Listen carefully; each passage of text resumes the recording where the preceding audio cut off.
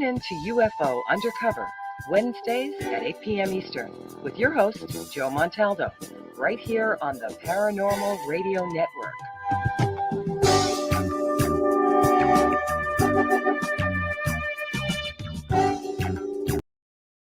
I had enough.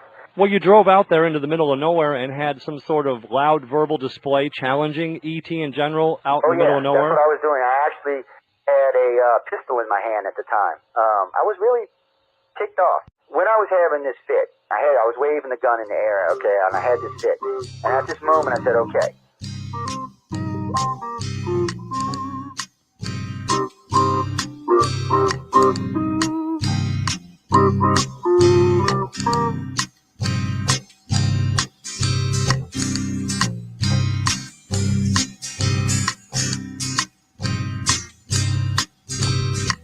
He was a Louisiana man named Montaldo. Folks around called him Six Gun Joe. Worked with ICAR, don't you know? Investigating UFOs.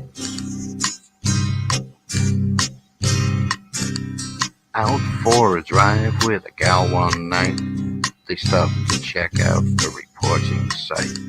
When an alien lit right there on the ground, he commenced to throwing his weight around. Now, old Six Gun didn't take too kindly to that kind of thing, especially without Vaseline or anything like that, you know. Seriously. Well, Six Gun looked that critter right in the eye and said, "Any last wish before you die?" Yo, reached for his gun, quick as a twitch, and said, "Fill your claw, you son of a bitch." Now a legend spread across the land about this pistol-waving man. But if you're from space or from Earth below, you don't give no lip to Six Gun Joe.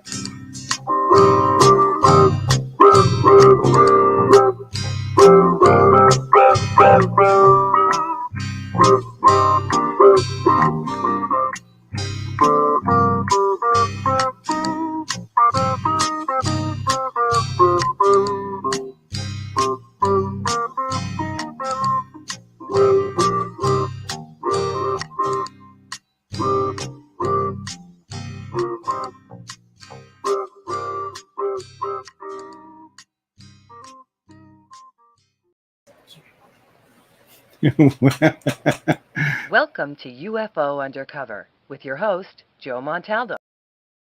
I just got to laughing ahead of time there. Welcome, everyone, as Natasha says, to UFO Undercover. I hope y'all enjoyed tonight's show. God only knows what we're going to be talking about. Aliens, aliens' mamas, aliens' daddies. Why did they probe people, especially in New Mexico? I don't know what the hell it is going on out there. They like these people in New Mexico for some reason. They're, I guess because people in New Mexico are weird. That's what it is. They're just weird. Hey.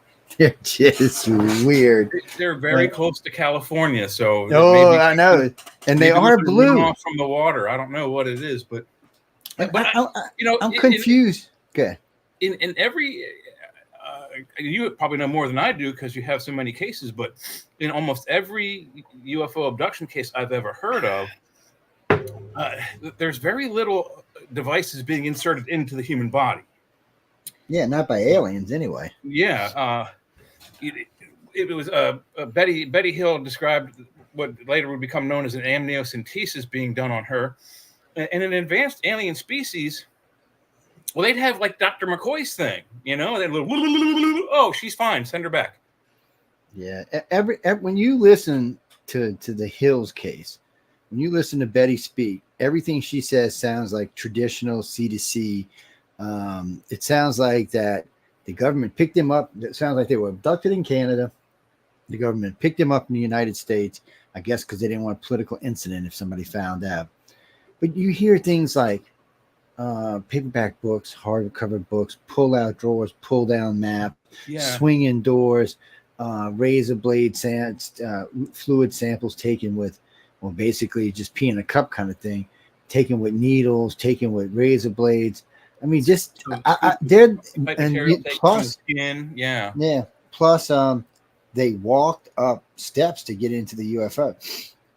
I've never ever. That's the only case ever in history where they walked up steps to get into UFO. But everybody wanted to go, oh no, Joe, you're wrong. That's not what it is, Joe. It's aliens. No, you dumbasses. It was the government acting like. I don't even think the government was trying to act like aliens. I mean, Betty and Barney both said they were in black shoes, black parachute pants, black shirts, black duck-billed cap. I mean, this is just typical C2C. I mean, that's what this is. It's one of those things. Oh, hold on a second, guys. Let me see. I'll let Jay take over right quick.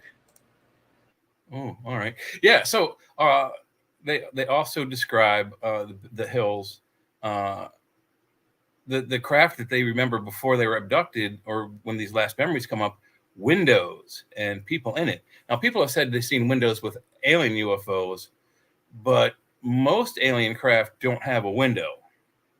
They have like a metal type panel that can turn clear, and it can turn clear so they can see out, but you can't see in, or it can turn clear enough so that you can see out and they can see out. So they have that technology, which is, I think we have that now. Some of our government has conference windows that turn smoky. Are you aware of this? Like the clear panels on the vehicles, the alien vehicles, not the alien reproduction vehicles, they don't have windows. It's all solid metal. And the exterior of the hull can be turned clear like a window, or it can remain opaque so you can't see in, but they can see out. So the hills describe seeing windows. Yeah. And the alien craft wouldn't have windows. They did describe seeing windows. I don't know what it was. Well, and people behind those windows as well. And they did say people. They didn't say little alien guys or children like people. They said people. It was very weird. It was very weird. The whole thing was really, really, really, really weird. Hey, Leah, reboot your thing. Re-enter again. You got some kind of weird static followed you. They got some weird. The whole case. Now I don't understand it. So when you listen to Simons talk about this, did the hypnosis, he figured there was something else going on, but he couldn't put his hands on it. And I kept telling everybody, there's 3 sets of memories. Pay attention to what's going on here. And they're like, no. I'm like, yeah. Go listen to the tapes. There's 3 sets of memories. There are the memories of them being taken on this, whatever this craft was, which was not an alien craft. This was some kind of government thing that was going on. There are memories of the extraterrestrials, and then there are memories of somebody planting cover memories in their head, because there was cover memories there as well. So, there was too many sets of memories for just an alien contact. It would only been 2, maybe only 1, depending on how the contact took place. So, I don't know why so many people had such a hard time when we rewrote the case. I mean, it fit better than what it was originally said. And everybody's going, well, she was an expert. No, she wasn't. She was a nobody. She was a math teacher. What, from Connecticut? Were they? Yes, she was married to a mailman who knew absolutely squat. They knew nothing about aliens. Air Force, though, wasn't he? He was military before he was. I don't know if he was military before, or if the military just had an interest in him. I'd have to look it up to be 100% sure. Okay. I know that he had There's some connection there, though. I know he had an Air Force colonel that lived with him. I also know that he was friends with 2 other Air Force colonels, which I don't know if people understand. So you don't just go make friends with Air Force colonels, okay? Air Force colonels are the next line to general. You're one step off of a brigadier general or something along those lines. That's where you are. And they usually have lifelong friends that they've known. So the guy who lived with him knew Betty and Barney Hill for a long time. It always amazed me that Barney was the one who seen a psychiatrist when he was young, not Betty. He was the one that's seen all the weird stuff. Matter of fact, Betty didn't have any kind of contact until this particular contact, which doesn't make her a contactee. It just makes her a spouse along for the ride. Well, no, but she was abducted. She was taken on that, and it probably the only time she was taken. But she has no memory of that. I mean, at least aliens were able enough to wipe her memory to the point she doesn't remember. Because they just sat her down and knocked her out because she wasn't part of what was going on. I asked her on a double occasion. We had mutual friends, and I asked them on a dozen occasions. I said, "Why don't you ask her if I can do voice stress analysis and hypnosis?" I said, we can finish this off once and for all. And then she calls me and said, "Well, you just don't think anything happened." I said, "No, I do think something happened." I said, I think y'all were taken in Canada. That's where the original abduction happened, because that's the place where you had all the weird memories. And then you were picked up by the government inside the U.S. borders. I said, you already know they were tracking y'all. I mean, you had freaking Colonel living with you. I mean, he was still seeing a shrink. So every time he went to shrink, that was being reported. Mm-hmm. So there was no doubt that the government this was probably one of the first cases the government actually had enough information on to follow and track and see what happens in an alien abduction, or at least to try to see what happens. Yeah, they were probably sitting around with a strike team ready to go as soon as he was grabbed, so they could send more doctors to pick him up afterwards, just because you don't want him to wash off any evidence. Yeah, he got invited to the White House. He was a postman. His wife was a teacher, and it was an interracial marriage, no less. Yeah, in the 60s, 50s, 60s. In the 60s and almost in the 70s. And he people want to talk about this, but that still wasn't socially really acceptable in the United States at the time. And they were doing a lot of TV. They were doing a lot of radio. It was almost like it was an easy way to put a black and white couple on TV, because you're not paying attention to the race, because it's so, what they're talking about is so out there that the race is just a secondary thing. Mm-hmm. It was actually quite slick, to be honest with you. It just seemed, because, and then they invited them to the White House, and then they went in for hypnosis. Dr. Simpson did the hypnosis, or Simons did the hypnosis, I'm sorry. And then all of this goes down, and when you listen to them, and some way I got the original tapes, because a friend of ours sent them to me, and we had gone through them. I had gone through them, Jesus, 2.5 decades ago. We sat down as a group and went through them to see what we could find. And the more we listened, the more we were convinced that what happened in the United States was a military abduction, and the real abduction happened in Canada. I mean, just the simple fact that they didn't even know the color of the guy that asked for directions. So Betty describes him as a white Irishman. And as far as I know, she didn't describe him as a white Irishman cop, just as a white Irishman. Barney describes him as a thin black gentleman cop. Betty says he was white, kind of chunky Irishman. The descriptions, I'm not even close.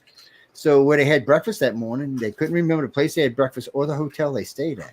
Yeah. Now, I got to tell you, if it's the next morning, unless I've been out drinking all night, I'm going to remember the hotel I stayed at. Even if I was out drinking all night, I'd probably still remember it. Even if you can't remember the name, you should at least have the bill. In your hand. That's the other thing. Yeah. but in this case, they were sitting across the street from them. So they went to breakfast right across the street from the hotel. And in the old days, they used to do that a lot. They'd put like a cafeteria across the street, like a Denny's or something, or whatever they used to call them back in the day.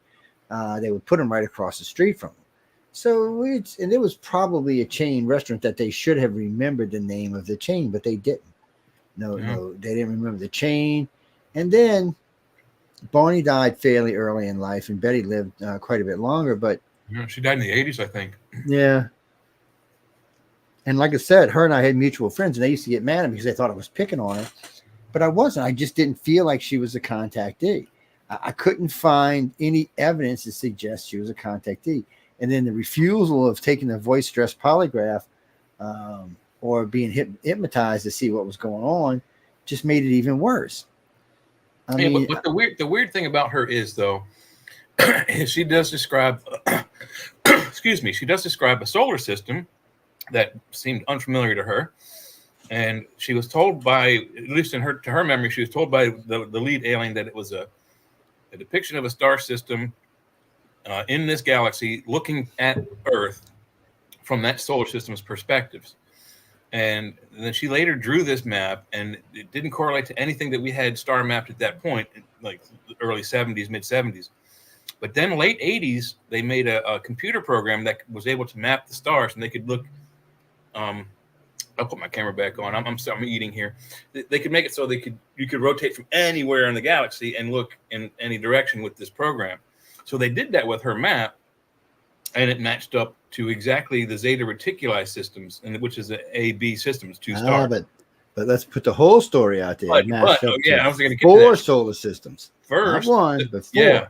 Yeah. There's a whole bunch of solar systems, but the main system that is in the middle is Zeta Reticuli A and B. But she recalls pulling a map down, like a the old style pull down map, movie theater screen she had in school. She pulls that down to see the map. But if she was abducted by a MyLabs thing, how would they have a map of Zeta Reticuli looking at Earth? So I think there's some crossover memory with that memory where she's pulling down maps and things in the actual abduction. But you don't know if Barney actually told this, because she took a lot of stuff, a lot of liberties on herself, that we found out doing interviews with the Hills that this was Barney, not Betty. So she was using some of his stuff to make her look better or sound more like an abductee, because she wasn't getting the attention he was. He may have wanted the information to get out, but not have it come through him, because he did not like this subject. I don't know if he was deathly afraid of the idea of it, or in a couple of tapes, very greatly the whole situation. Well, in a couple of hypnosis tapes, when they finally get to the aliens, he's screaming. I mean, he's in terror. Screaming and crying. Yeah, I've heard those. He's just in fear, but she wasn't. Which means she wasn't. She never actually seen the real aliens. She was off somewhere else when it was happening, or knocked out. See, there was a couple of things that when you listen to the interviews they do, they tell you that she just wasn't the contactee he was. And it wasn't uncommon for people to be married to a contactee and not be a contactee. I mean, that didn't even start changing until the 90s. And I only think it started changing because the aliens recognized what the researchers were doing, the same reason they changed missing time and the way they looped the memories. It was because it was reaction. So they said, okay, well, you know what? We have all of these contactees. Let's see which ones, play nice together. And I will say this, contactees that meet each other and get married tend to stay married. There's the rate of divorce amongst contactees, I think, is less than 2%, which the national average is 50, which it's actually come down some, but still 2%. And we're talking people who've been married. Some of these people now have been married 30 and 40 years. Yeah. So it's a different kind of thing, I guess. They say it's because they're on the ship and they get to know each other on board the craft. And that's why when they finally meet each other here on Earth, there's already a contact been made. There's already some kind of connection. Whether it's true or not, that's anybody's best guess. But I mean, with all the caseloads we have, almost all the cases say the same thing. When you get them under hypnosis and you open up the memory, it tends to be about different things that were going on type of ships, things that were going on, how certain types of training, how the ships actually work, how they put things together, how you can. So if you're like a single one, like you're a keeper and you have your own room, so they just give you an empty room. Whatever you think of is what the room becomes. So wherever you want to sink, wherever you want to bed, whatever kind of screens, however you want the monitors and boards to look that you're going to be using, because a lot of them will tell you there's other aliens on board. And sometimes when you go in their room, what we would consider a keyboard is much different. It's different shape. The keys are all, instead of being letters or numbers, the keys are all different shapes. So which I guess could get a little complicated after a while unless you really knew what you were doing. But they talk about things in great detail. And when these people are lie detected, they're telling the truth. And the thing of it is really that people don't want to go public with it, but they are telling the truth. They do pass voice stress and polygraph. Mm-hmm. And it's hard to pass. Well, passing one, yeah, you might get lucky. Passing both, that you're either just an excellent liar and should be working for the government, or you have, you're an alien contactee that only ever seen one. I don't know. It's really weird. So it just seems like the way it's set up these days is some of this stuff is reaction from us, from I shouldn't say us, I should say the researchers in the field. And then of course when we go back to the polygraph and voice stress, if you don't want to take it, more than likely you're lying. It's a good chance or a good possibility that if you're voice stressing, if you're refusing voice stress or a polygraph, you're lying. It's like, is there like an alien grabbing Leah while we're talking? What the hell is that? It's a sunflower. No, the thing in front of her looks like a thing going up and down. It's her seatbelt. I'm thinking the aliens have got her ass and just don't want to tell us about it. If y'all hear Leah start screaming, people run like hell wherever you are on the planet, because they got your ass. They're here. they know they got you. And they're using the reptilians are using Leah for bait. They're gonna get. They'll want nothing to do with me. Nobody does. No, the reptilians are using you for bait, man. We gotta watch out. Jerry Lynn, what was that? Certain types.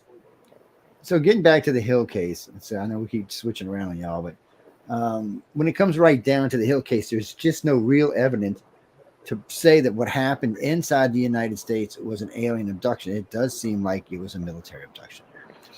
What's funny about this, like Kathleen Maldron rewrote this. If you ever go read the book, she takes away the pull down map and puts a screen up there. She actually removes quite a things that the Hills said that were period for the time period they were living in and changed it to period to now. Okay, that was just a shitty thing to do. Why would you do that? I mean, anybody who's ever read or listened to any of the Hill stuff knows what you wrote is a lie. It's not a truth. It might be not be a deliberate lie. Interviews with them where they describe those same instances that have been changed. So they always pretty much describe them the same way. Betty started changing some stuff after Barney died, and I think she was being coerced by other people. I know, like Ava and a few other people that are friends of ours. Were over there trying to converse her to say other things. But she was trying to stick to what actually happened. I mean, and remember, this is the only case she ever talked about until later in life. And then all of a sudden there was one or two others, and that's another one I think that was coerced. I don't think those were real cases. I think she was just being pushed to say something because in ufology, you're only as good as your last big thing. If you're not putting something out big every couple of months, nobody's paying attention to you. You know, they just move on to whatever the next thing is.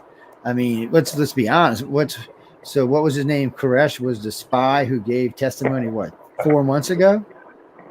Is that how long ago was it? 3 or 4 months ago? And who's paying any attention to him? Nobody. Nobody pays any attention to this guy whatsoever.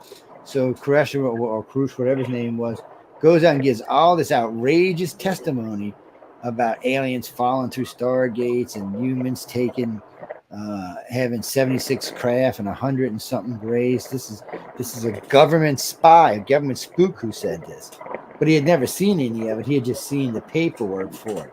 One, if the aliens are that stupid, I don't even know why they're bothering to keep coming here. If I was them, I'd just go somewhere else. If they can't even get to the planet without landing, and let's not forget they've been coming here much longer than America's been a country. So what were they, like, stockpiled waiting on us or something? You know, the flying saucers. Was it like a big stockpile, like a couple of thousand of them? I mean, if they just fly through and wreck, I mean, some of the shit that people say, you just got to laugh at. And nobody believed this guy. The only person that believed this guy was Dr. Greer, and Dr. Greer is shady to start off with. You know, he's. Well, what? Oh, you better restart it, man. They you get these weird glitches. I don't know. Uncle Sam loves us all, people. That's all I can tell y'all. But I wouldn't believe half of the shit that came out of anybody's mouth that works for him. And when you talk about this Crush guy, whatever his name is, he gave detailed testimony on how they would come out what we would call a Stargate and just fall on the ground. Really? Now, how many times are you going to do that before you stop doing that? 5, 10, 100, 5,000, 10,000. I mean, they've been here for at least 200,000 years, which means if they put one a day in, there's what? 100,000 craft laying around? Give me a break. I mean, sometimes they don't think before they run their mouths. And again, this guy who was a spy had never seen any of this, any of it. I can't find anybody in the government who said they've ever seen more than one saucer. And I know people as high as Space Command, the top generals there. I mean, and no one's if ever seen. Yeah, you're gonna have to. It's just weird the way they do that. But yet here's this guy out of the blue because Greer was trying to push some dimensional theory, and this is what this was all about. It wasn't really about what this Crush guy had to say. It was about Dr. Greer pushing this theory because, again, he's fading out, and you're only as good as your last thing. And he's the one that brought this guy in. And this guy said a bunch of outrageous stuff. I mean, just outrageous shit. And then never could back it up with anything. And then he said, well, I'll go in a skiff and back it up. Well, yeah, I spent what? 18, 24, 32 hours in a skiff with a polygraph connected to him. He wouldn't even put a polygraph on it. And so if you're going to give evidence, do it right. You know, at least make it believable, not bullshit like these guys are talking about. What's that, Jackie? Maybe. I don't know. We're going back to the Hills again. I don't really know when it comes to Betty Hill. I don't know. She just never panned out to me to be a contactee. No, I'm not speaking ill of the dead. I liked Betty. I met her once or twice and talked to her, and she knew how I felt. And she never really argued that Barney was the primary contactee, is how she said it. But she had been taken as well. And when you get into military abductions, when you hear people talk about military abductions, MILABs, when you hear them talk about military abductions, they talk about people in black shoes and black pants and black shirts and black duck-billed hats with no insignias anywhere, but definitely human. Taking them. And they also, yes, they talk about them. And then they talk about them like Travis Walton and a few others with the CDC uniforms. I told you about that dream I had, right? Yeah. I mean, what's the correlation between dreams and, supposed memories of abduction? You know, I mean, could what I think of to be of dreams actually memories? But it could be, yeah. I mean, it's hard. You'd have to get in, do some hypnosis and stuff, maybe some polygraphs or something, or some voice stress. But it's always possible because sometimes we dream about reality. We dream about things that happen to us, and sometimes we dream about things that happen to us so we can figure out a way to correct them. It doesn't always work, mind you, but a lot of times the brain does that. It'll see something or experience something and say, okay, I can dream about this. And in my dream, because your mind's at sleep, at rest, you may figure out something you could not figure out when you're awake and stressed, because your mind's not near as stressed when it's sleeping as it is when it's awake. So you can see things that have happened to you, things that have been involved with you. So when you see something like that, first thing you have to do is look around. You really do. You have to look and see what your environment is. Where are you? Is there anything around? Is there paper around? Is there equipment around? Is there lighting around? Is there floors around? Is there other people around? Is there weird looking people around, like with red hair or something? For some reason, the weird Dr. Hybrids all have red hair. I don't ask me, people. I have no idea why. And it doesn't matter. Recently, we found it doesn't matter if they're male or female. They all have this weird. And when we say red, it could be anything from a light ginger to a deep dark, almost orange. What about just like a quintessential like fire engine red? Yeah, it's any range in those colors. The other weird thing is they tend to be usually taller than anybody around them. Not always, but most of the time, about 90% of the time, they're generally taller than anybody around them. Most people think they're some type of hybrid. They're a cross between humans and whatever alien we're talking about. And they're here to perform a lot of the different experiments, from like the milking machines to the stir-ups to everything in between. They get into these in a great deal. And it's really kind of scary that they just come in, do their business. And what's weird is when I talk to women about it, there's a sense of fear there, but not a sense of fear like, let me get out my whatever and start running my ass down the road. It's not like that. It's kind of different, but there's still a sense of fear there. But it doesn't seem like a sense of fear, like they don't feel like they're going to be killed or beat up or anything like that. They're just scared because they don't really know what's coming next or what's happening. And then a lot of them get pissy because it's almost like going to see a gynecologist in some aspects because of some of the things that they're doing, especially if you have I don't want to call it a false pregnancy because that's not what it really is. It's a real pregnancy that seems to just disappear at 3 months, or maybe usually at 3 months. So we've got so many cases where women have gone and been tested and tested positive. Women have gone and had, what do you call it, when the ultrasounds and the baby was there. And then all of a sudden the baby wasn't. What's weird about it though is it's the baby was gone, but there was no, there was no residual damage to the woman. In other words, all the ovaries were right. It didn't. All the hormones were right. Nothing seemed to have changed. So it was just like they hadn't been pregnant. It's kind of weird, but we hear this a lot. We had at one time we had more than 5,000 cases. I would have to look to see how many cases we have now. It doesn't seem to happen as much as it used to, though, or at least we don't hear about it as much as it used to. I think in the beginning, what they were doing is they were just making sure that this baby, this hybrid, like Rachel's Eyes child, wasn't to the point that it couldn't live in our society. So I think that's all they test for. Can this child be allowed to live in our society? Does it look normal enough and act normal enough to be part of the human society? If not, they take it back to the ship and let it grow up on the ship. And it might become one of them weird redheaded doctors. So I don't know, but they do it that way. I mean, and that's what they're looking for. And so you would figure in all those cases,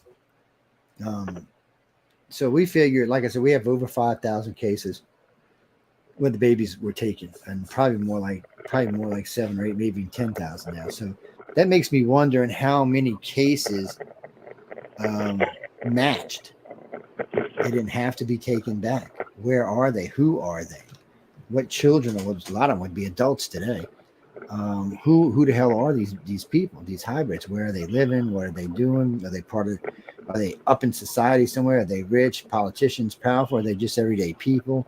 And there's no way for us to find that out. All we know is, they're a contactee like every other contactee. It doesn't really tell us how that there was some type of hybrid. There's just no way for us to see it. I mean, in Rachel's Eyes case, she was different enough that the government got involved. They got interested.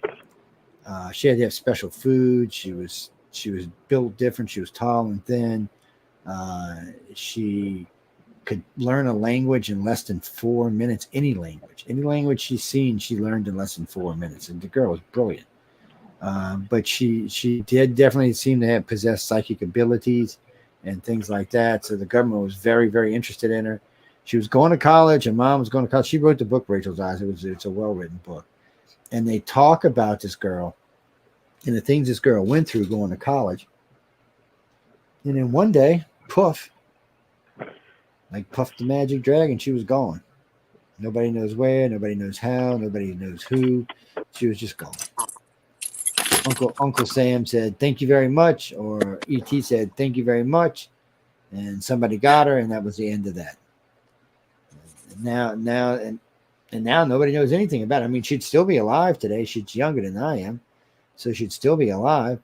Where she would be, who she would be, does she work for the government?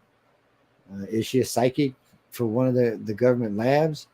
Or did the aliens take her back and say enough of this bullshit before she blow up something or kill somebody? Nobody knows because there's no way to find her. Her parents are gone, so I don't even know if you could identify her today. It's a strange case. What's that, Christopher? No, I don't. Liar is a strong word for Betty. Maybe confused might be a better word. Yes, I don't. Well, because I don't really feel she was outright lying, like just an asshole. I just feel like she wanted to be involved. She wanted to be part of it. And in a way she was, because I mean, she don't remember anything from any alien abduction, but she does remember the military abduction quite well. She remembers a lot of things like the swinging doors and some guy who had a big nose on him that looked like, I can't think of the actor's name now, but he looked like and stuff like that. So it's, there was a lot of stuff that she remembered, but none of the stuff that we would consider, alien abductions. We would consider it something else. Yeah. No, it's nothing we would consider alien abductions. Yeah. Leah is an alien. I don't know what the hell you're talking about. She is an alien.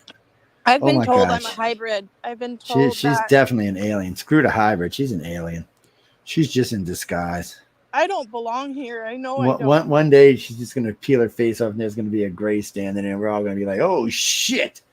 No, I'm not an alien. What are you talking about? You mean contact? Who had contact? I don't know what you're saying.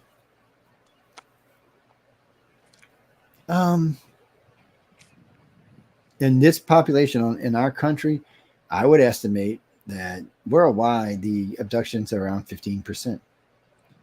Oh, I wish I'd have never said that. I had Alfred Weber on, and I said that one time. I said 15%, and he comes up with this number 1.5 billion. I'm like, Alfred, why'd you say that on the air? And that's all I got to hear now. Is for like 3 years, I got every scientist on the planet, and that's what's so funny. Nobody was paying any attention to this shit until we said that. And then all kind of science started chiming in. Oh, that's why it couldn't be possible. This is why. This is why. This is why.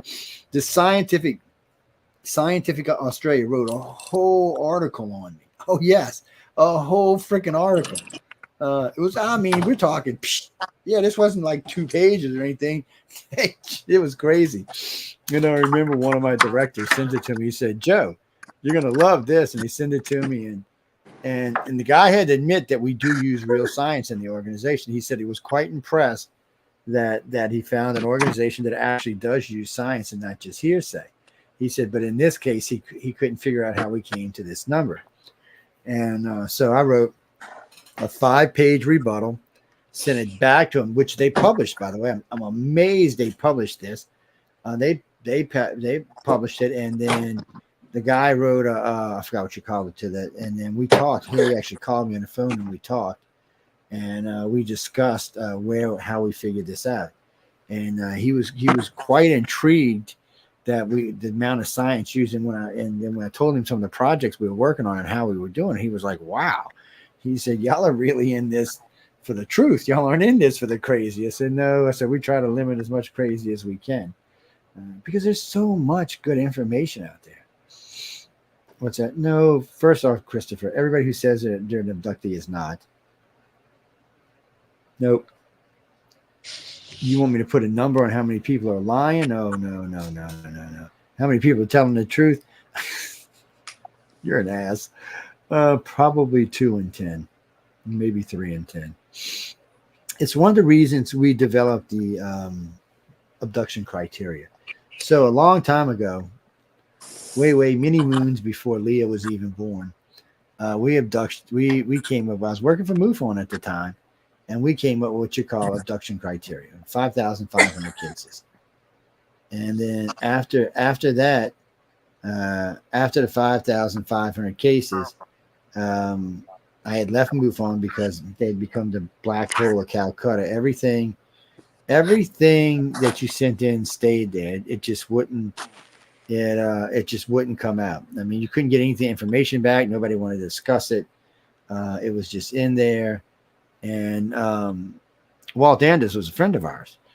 We worked for him, and he didn't understand why there was so much hate against anything that was called alien abduction. There was just so much of it.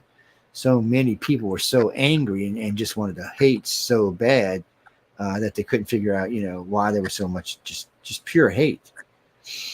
Why was there? Why did it matter? I mean, for the everyday person, what do you care if someone says they've been taken by aliens? It's not like they're taking your children or anything. I have a question. Huh? Do you think that based on someone's disposition, whether or not they think negative or positive or whatever, that even though they were found to be an abductee or a contactee, that throughout their life that could just fade away into being psychosis? And even though they were found to be that, throughout their life they just I don't know, it's like it became untrue. Well, I mean, yeah, you yourself can make it untrue. It's you can go back into hiding and deny everything you've learned and make it untrue. Yeah, anybody can do it. But somewhere in the back of your head, it's always going to be bothering you because it's not really untrue. Something happened, and it's there. So, and this is why I always warn people about letting anything out, anything. people ask me all the time about doing hypnosis. I said, look, once you let the monkey out the box, there's no putting a little bastard back in. Okay, this is not. He's out. It's out. You're not. There's nothing you can do. It's out. Will you do hypnosis on me, please? We can, yeah. We'll have to set it up and do it, and it's going to take a little time. But saying that for years. No, we can do it soon. I mean, we can do it probably within a week or less. Maybe within a weekend or something. It allows people. What hypnosis really does. I mean, besides helping us gain research, it allows the individual to experience whatever this is in a controlled environment. So what I mean by that, I'm going to bring you to a point where you're going to get to pick what scene you want to see. And let me warn everybody about this. When I say that, sometimes people pick scenes that have nothing to do with alien abductions. So I asked a lady one time, I said, well, what's the worst one that you can think of? Well, this went back to her husband at 19 beating the living shit out of her. Had nothing to do with aliens whatsoever. So you have to be very specific in the questions because you never know what's going to come out. But it helps. It allows you to see it. So I can control how much fear you're going to have. As a matter of fact, I control where there's no fear at all if I want. So usually when we use the voice stress, we like to let people relive the experience because then we get to see what the stress points were. In other words, if you're telling me under hypnosis that this alien did this, this, and this, and this, and my meter's doing this, I know you're not telling me the truth.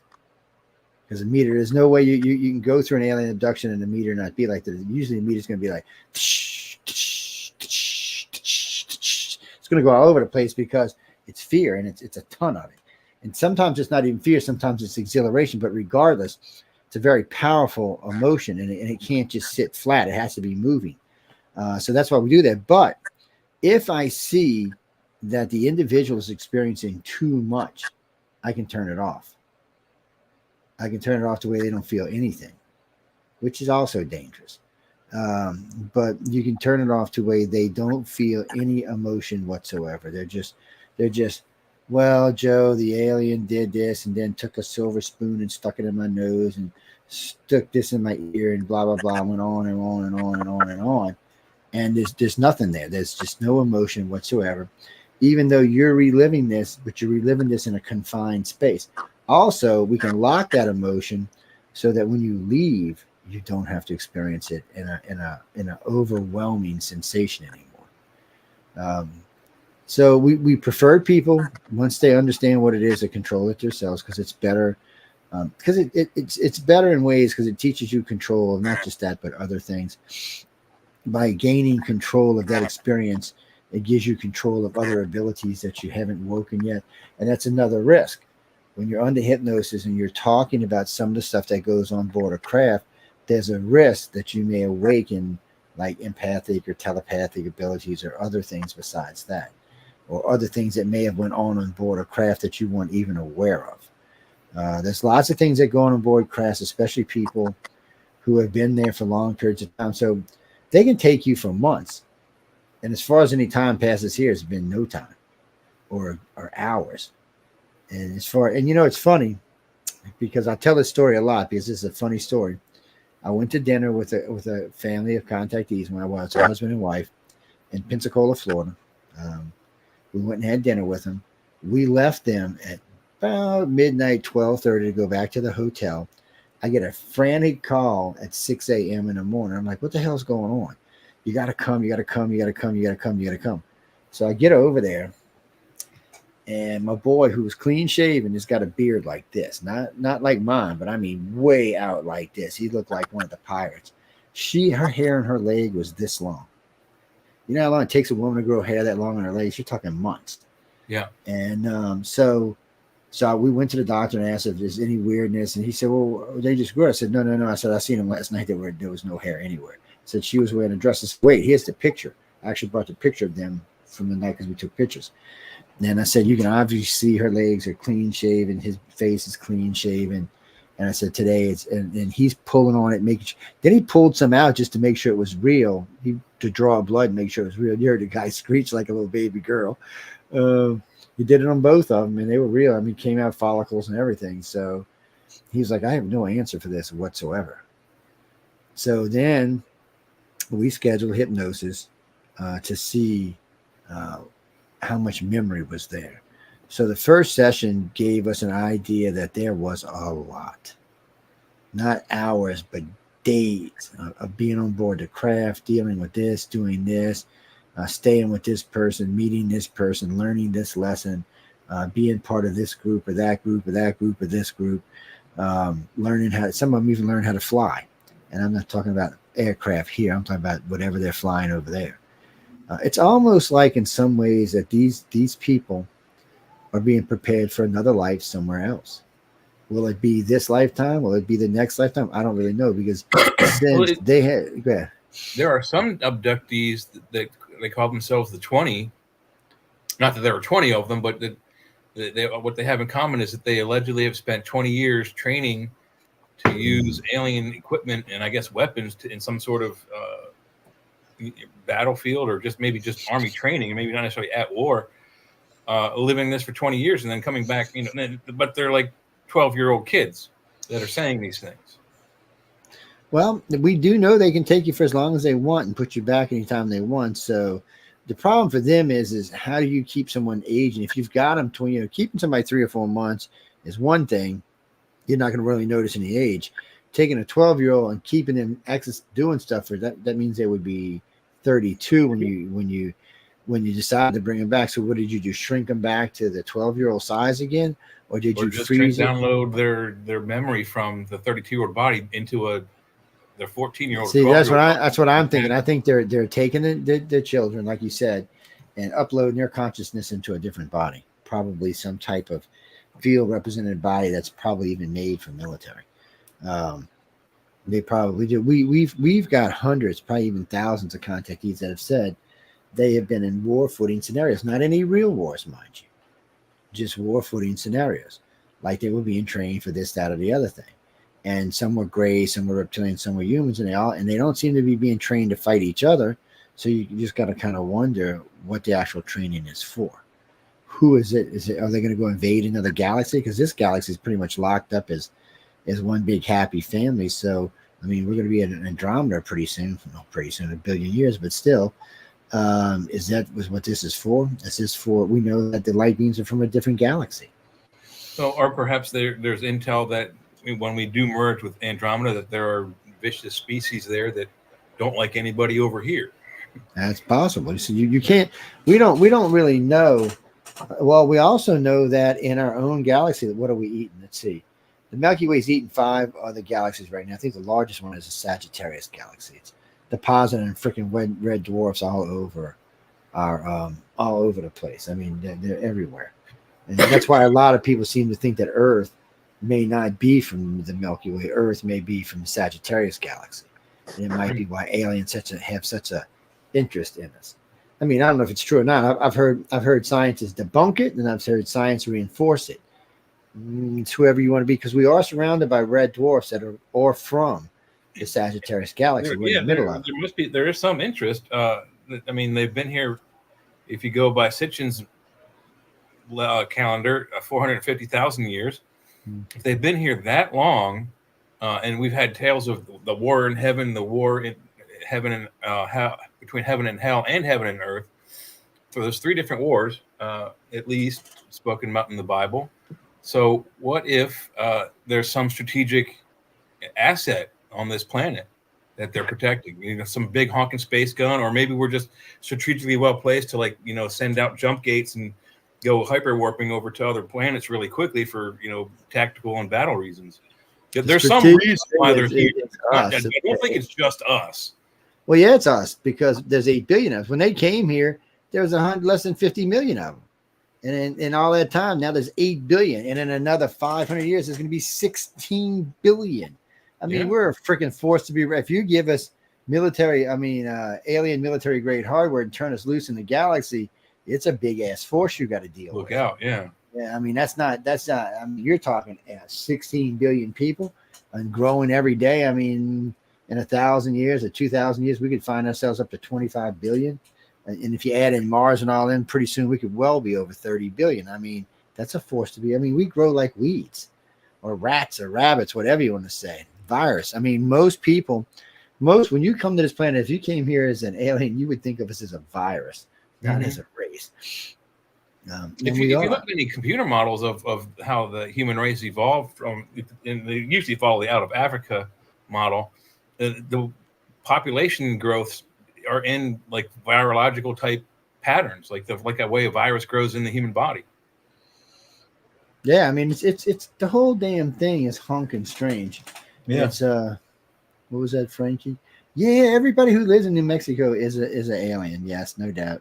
That's where what happened to me happened. Yeah, see, damn freaking New Mexico. Oh my God, you see? Lord have mercy. Oh man, I knew it. Damn alien. Roswell's a junction point, actually. I think there's so many aliens there. My uncle, who was that individual that's hanging out with us down there, is from Roswell. I had an uncle who worked he was a Marine, and then he went into the Air Force, and he was in like high clearance stuff. That's why they were in Roswell. And anyway, years ago, before he passed away, he told me, Lee, I can't tell you everything, but I just want you to know you're not crazy. And then he died. Like, he called me while he was on his deathbed, basically. And I don't know. He's seen some things working out there at the Air Force Base in Roswell, I guess. And yeah, I don't know. I saw some things. Roswell is a weird place. It's I've been there quite a few times over the years. It's a weird place. It's first off, you have to be weird to live there. You don't have a choice. I feel like the stories that are out circulating, the things that are made public, aren't necessarily the actuality. Like, it's not really truly what, I just don't think there's any possible way that they would let out God's honest truth about what's really going on and then put it on air for everyone to see. But they don't know what the hell it is. That's the real problem. Is Uncle Sam has no idea what the hell is going on. Why do you think they do Milevs in the first place? Because they don't know. And if Milevs would have stopped, I'd say, oh, maybe they figured something out. They ain't got a freaking clue what's going on. Because the aliens don't want them to know. As in the dark as all of us. They know more than we do, but they're as in the dark as we all are. From that last thing, when I did that thing at the skiff, I don't think they know more. I don't think they know more than I got to be honest with you.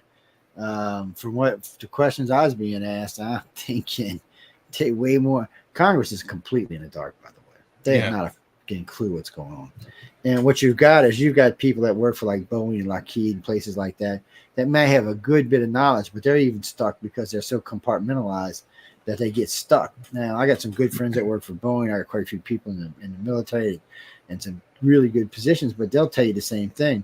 They're only allowed to know X amount. That's, to be honest with you, I'm going to tell you something. Why somebody, I'm not going to mention his name because you heard it, you'd be like, wow. It's the reason he contacted me in the first place. He said, you can fill in the gaps. He said, I know all of this, and he knew stuff that I didn't, but I knew stuff in between that he did that helped. And to be honest with you, between the two of us, we actually learned quite a bit of stuff. What's that, Reese? No, I met both the commanders of Space Command, not through anything nefarious, not through aliens and stuff like that. They were keynote speakers at Writers of the Future. John Goodwin introduced me to them. Yes. And the second guy, the 3-star general, he was so funny. I said, hey, let's chat after the event. He said, sure, let's chat. And I told him what I did, and he said, cool. And I noticed he disappeared for a little while. And I also noticed on my FBI thing that I had a hit on somebody looked at my my classification, checking if it was still active. And so I was pretty sure I knew who it was. They would just see that is an advantage I have over most researchers. I do have a class 10 security clearance, so I can be told stuff and they don't have to worry about it because they just shoot my ass. It's no people. Class 10 is a serious clearance. You mean above top stuff? Ain't shit.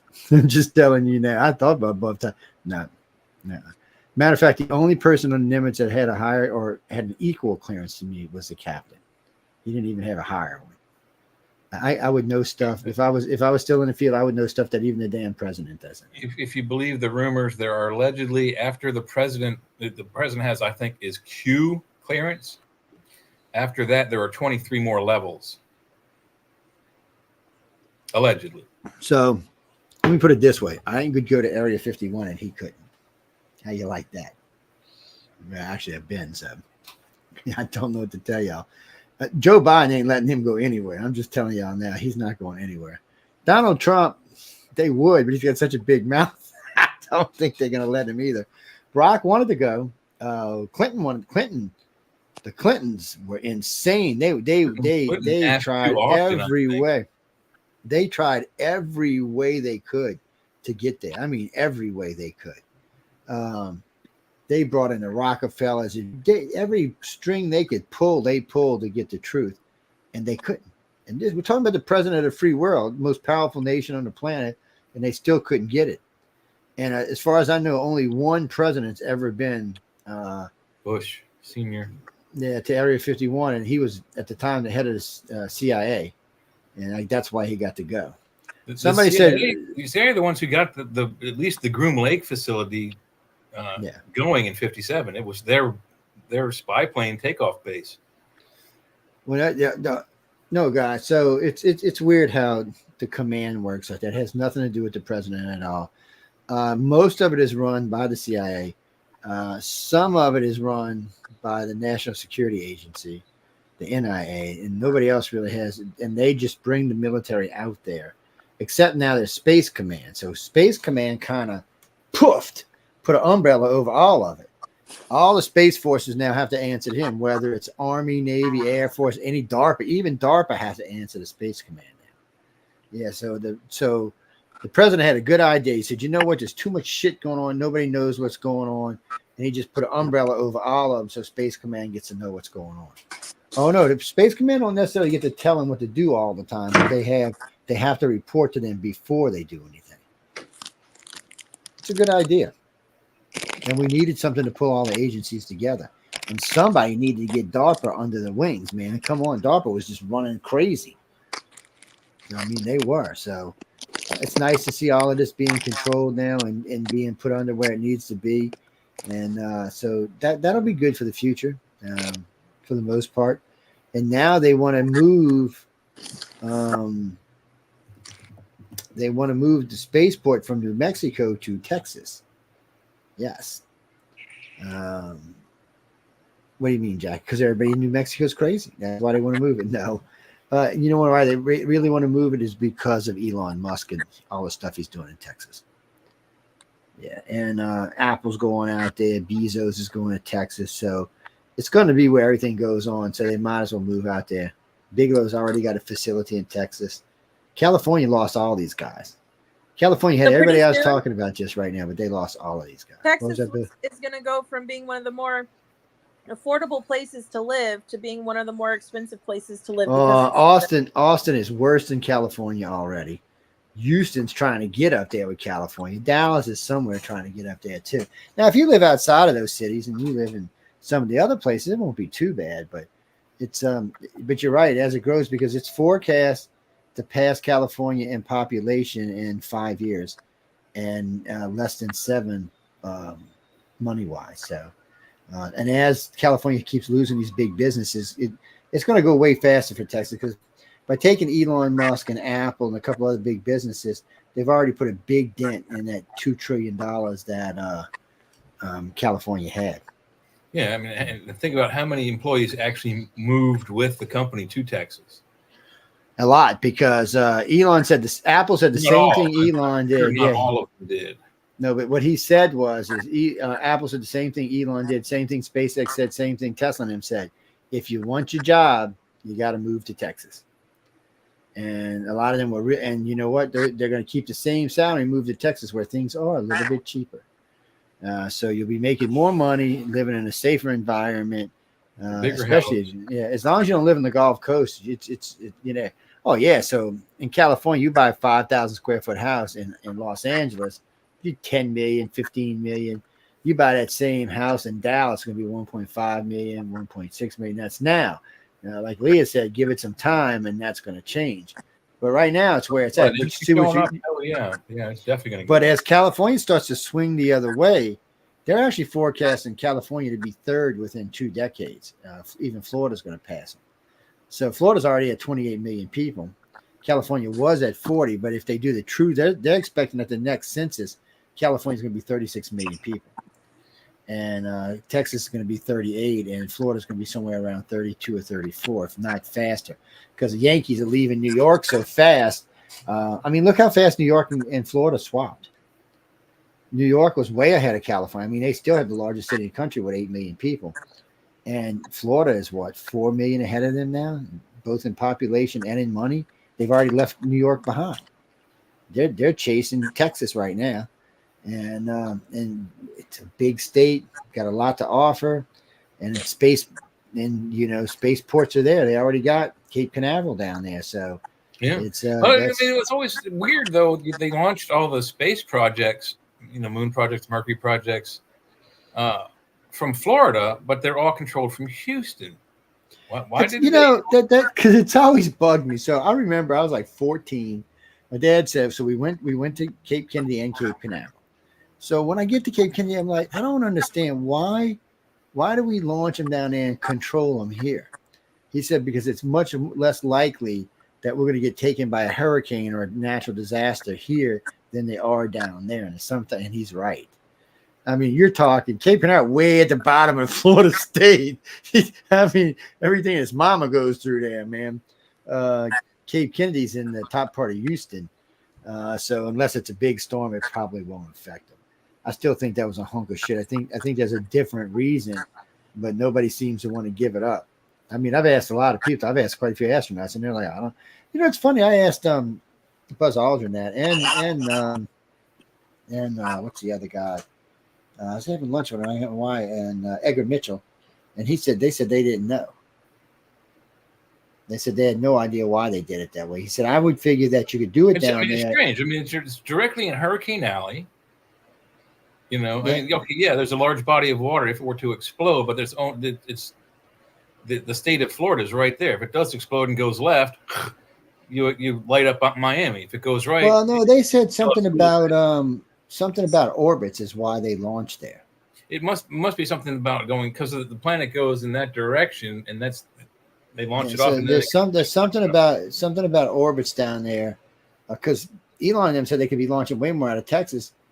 Now, Elon just yesterday launched out of California, 22 satellites. Mm-hmm. I think it really has more to do with where they want stuff to go. Well, allegedly, the Apollos 18, 19, and 20, the top secret missions, were all launched out of California. I think isn't it Edwards Air Force Base there in California? They do launch stuff out of Edwards sometimes. I think that I mean, if they were true, it's just a rumor. But if those 3, well, you know what? I'm glad you brought that up, because I knew about. So I had asked a friend of mine. I was down in Florida. I was actually on an investigation for something else. But anyway, while I was there, I wanted to see if I could catch a shuttle launch or something. That's how long ago this was. And I was thinking this could be interesting, catch a shuttle launch. So while I was there, a good friend of mine who worked at the control center there, he's like number 3 guy. And I knew the number 1 guy from an investigation, matter of fact. And I said, we got to talk. And I said, man, why did y'all just waste that? He said, we've always asked that question. I said, so they really didn't fly? I said, because I heard that they flew. He said, yeah, I heard that too. He said, let's go take a walk. He opens this hangar, and they're parked in the hangar, still intact. Hadn't even taken apart. 18, 19, and 20. All completely put together, all just sitting there in a hangar. I was like, so I thought it was like a hologram with some paper, because I really felt like I was being bullshitted. You know how you get that sense? So I walk over there and go, God damn it, solid. I'm like, oh shit.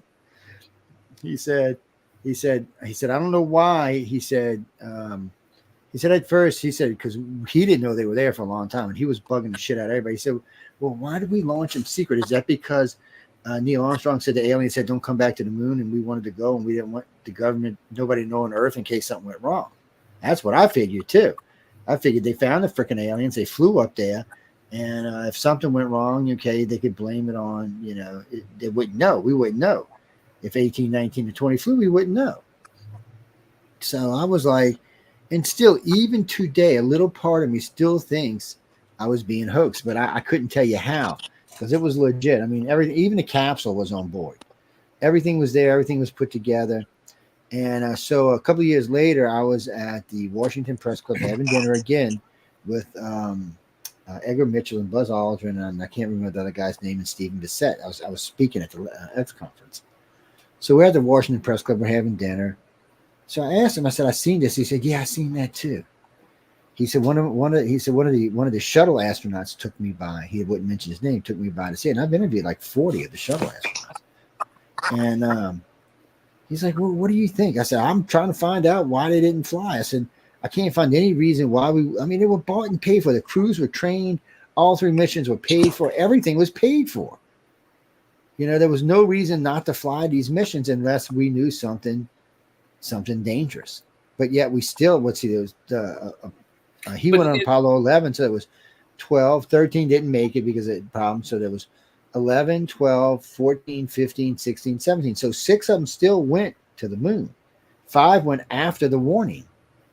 So why'd we stop? So I'm not 100% sure. I'm thinking these were mock-ups that were put there for nosy people like me and other astronauts, so that no one ever knew what happened to the other 3 that flew. Yeah, because I don't think they would keep them assembled, because in every launch, in every Apollo launch, and I think it took several weeks, but they would assemble the craft just before takeoff. It wasn't ready to go months, years, and decades before. They put it together weeks before they actually put it on the launch pad. So the thing that carries it it carries, I think it can carry 60,000 tons, but it only moves 1 mile an hour, and it's 25 miles from where they build the thing to where they launch. That's why they don't fuel it. That's why they don't fuel it all the way to the launch site once it's assembled. So it's an involved process there in Cape Canaveral. So he said that they were kept, and were kept assembled in case we ever needed them to go pull a shuttle down. And my eyes just kind of cringed at him. I said, "Well, we've got like 8 shuttles." I mean, he said, "But yeah, most of them are not." He said, "There's rarely that there's one ready to follow them behind." He said, "This would be ready." He said, it's already on the tractor." He said, "It'd just be rolled down there, filled up." How are you going to rescue a shuttle crew of 9 in a craft that can carry 3? Yeah, and so even if you only go up with one guy, you're still a little tight. But what he said is that's not how they were going to do it. He said they were going to send along rations and stuff and pack everything up, and then put the lander on there and take their ass to the moon, and not try to bring them back here, put them in the lander and bring them to the moon, keep some in the lander and keep some. I mean, this guy had a good explanation, but I could tell the whole time it was bullshit. Bullshit, yeah. And so I was like, well, if that's what you think, then I asked him, I threw him completely off guard. I said, well, that's enough about that shit. I said, so what about them aliens you're keeping parked in this place? He started laughing. He said, Joe, you know, it's classified. I can't tell you about that. And then I still remember Edgar Mitchell looked at him like, what do you mean it's classified? What, you got aliens? That was too funny. It was just too, oh God, it was too fucking funny. But he did too. And Edgar's like, did he say it aliens? I said, yeah, he said he had aliens. He didn't say he had them. He said they were living here is what he said on the base. I said, it wouldn't be the first time I've heard that, Edgar, but I said, I've never heard any. He wrote the book, My Life, or My Day with the, or whatever, his whole series of his days with the tall whites, which I think he also calls them the Arcturians. If you believe that, there's allegedly like a vacation Hollywood spot right in the middle of the Nevada test site that aliens can come in and check out planet Earth. Paul's aliens? Yeah. Paul's aliens cracked me up. I mean, I never knew it didn't make out of Charles. I interviewed him about 6 times on his books, where they were hospitality, millennial hospitality or something. Yeah. And he talks about how dangerous they were, but if they liked you, how friendly they could be, how somehow or another they used to take him out to Vegas, actually, to let him go gamble. There was only one casino they took him to, but they took him there. And at first I was like, give me a fucking break. Are you telling me that we're taking these weird looking aliens that don't even look like us to a freaking casino? He said, Joe, they were in long gowns and stuff. And he said they had hats on and glasses. He said, you really couldn't tell. I was like, Yeah, until they wave their hand and incinerate you. I was like, which allegedly really? they do. So they went to this one specific casino. I think it was MGM, and then there was another place, two other places they would take them. There weren't casinos. They might have been gambling stuff there, but they weren't casinos. And man, for like 5 years, I didn't get any, not even a bite. I'm thinking, oh, this is Area 53 is bullshit. And I said, I can't cooperate with anything. And I mean, I've got fucking friends everywhere. So I'm like, I was going to give up on it. And then one afternoon, I was actually in my car riding home. I was in my truck, actually. And my phone rings, and I look up, and it says Nevada State Police. And I went, well, I ain't been in Nevada in a few years. What the hell is this about? So, I answered it. Actually answered Maintenance Solutions. And he said, is this iCar? I said, yeah, what can I do for you? He said, are you Joe Montaldo? I said, yes. And I thought, oh, shit, what's coming now? And he says, I can verify Charles Hall's tall whites. And he said, there's another trooper here that can as well. He said, there's also some regular policemen, some cab drivers, he said, there was actually more limo drivers than anybody. It was like 6 limo drivers. And I was like, really? He said, I can put you in touch with 4 or 5 military people from Area 53 that have actually seen them. So we went from this many witnesses to about 12. So still 12 is still, I mean, when you talk about the gray humans and reptilians, there are buku people who have seen them. We're talking thousands, even tens of thousands. These guys were 12. I was like, so well, it's a start. I mean, it is a start. It doesn't convince me 100%, but so I always believed that Charles Hall believed this. I have no doubt in his mind. I don't think it would have done me any good to polygraph him or to hypnotize him. It was in his mind, whether it was put there, whether it was real or not. He believed this 100%. So you couldn't. There was no way you were going to ever change his mind on it. And I used to talk to his wife about it a couple times, which was a very nice lady, but very protective of Charles. And she said, "Oh no, this is what happened to him." He said he went from just a normal, everyday person, just going through life, doing his job, making money, to all of a sudden I'm writing these books about aliens and military secrets. She was like, honey, what are you doing? They're going to put you in jail. And they almost did a couple of times. So, but even today, how many other years later, this is 20, I think, I'm still not 100% convinced that's what they are. I'm not convinced that they're not. I'm just not convinced that they are. There's even weirder connection. Yeah, you notice how many names are so similar? You got Charles Hall, the tall white. You got Charles Hall, Rendlesham Forest. You got Walter Howe, Roswell. It's very similar, weird connections. And they're not exactly the same last names. Oh, God. But they're all 4 letters, and they're all very close. Them people from Rendlesham hate me. All except for Larry Warren. All the rest of them hate me.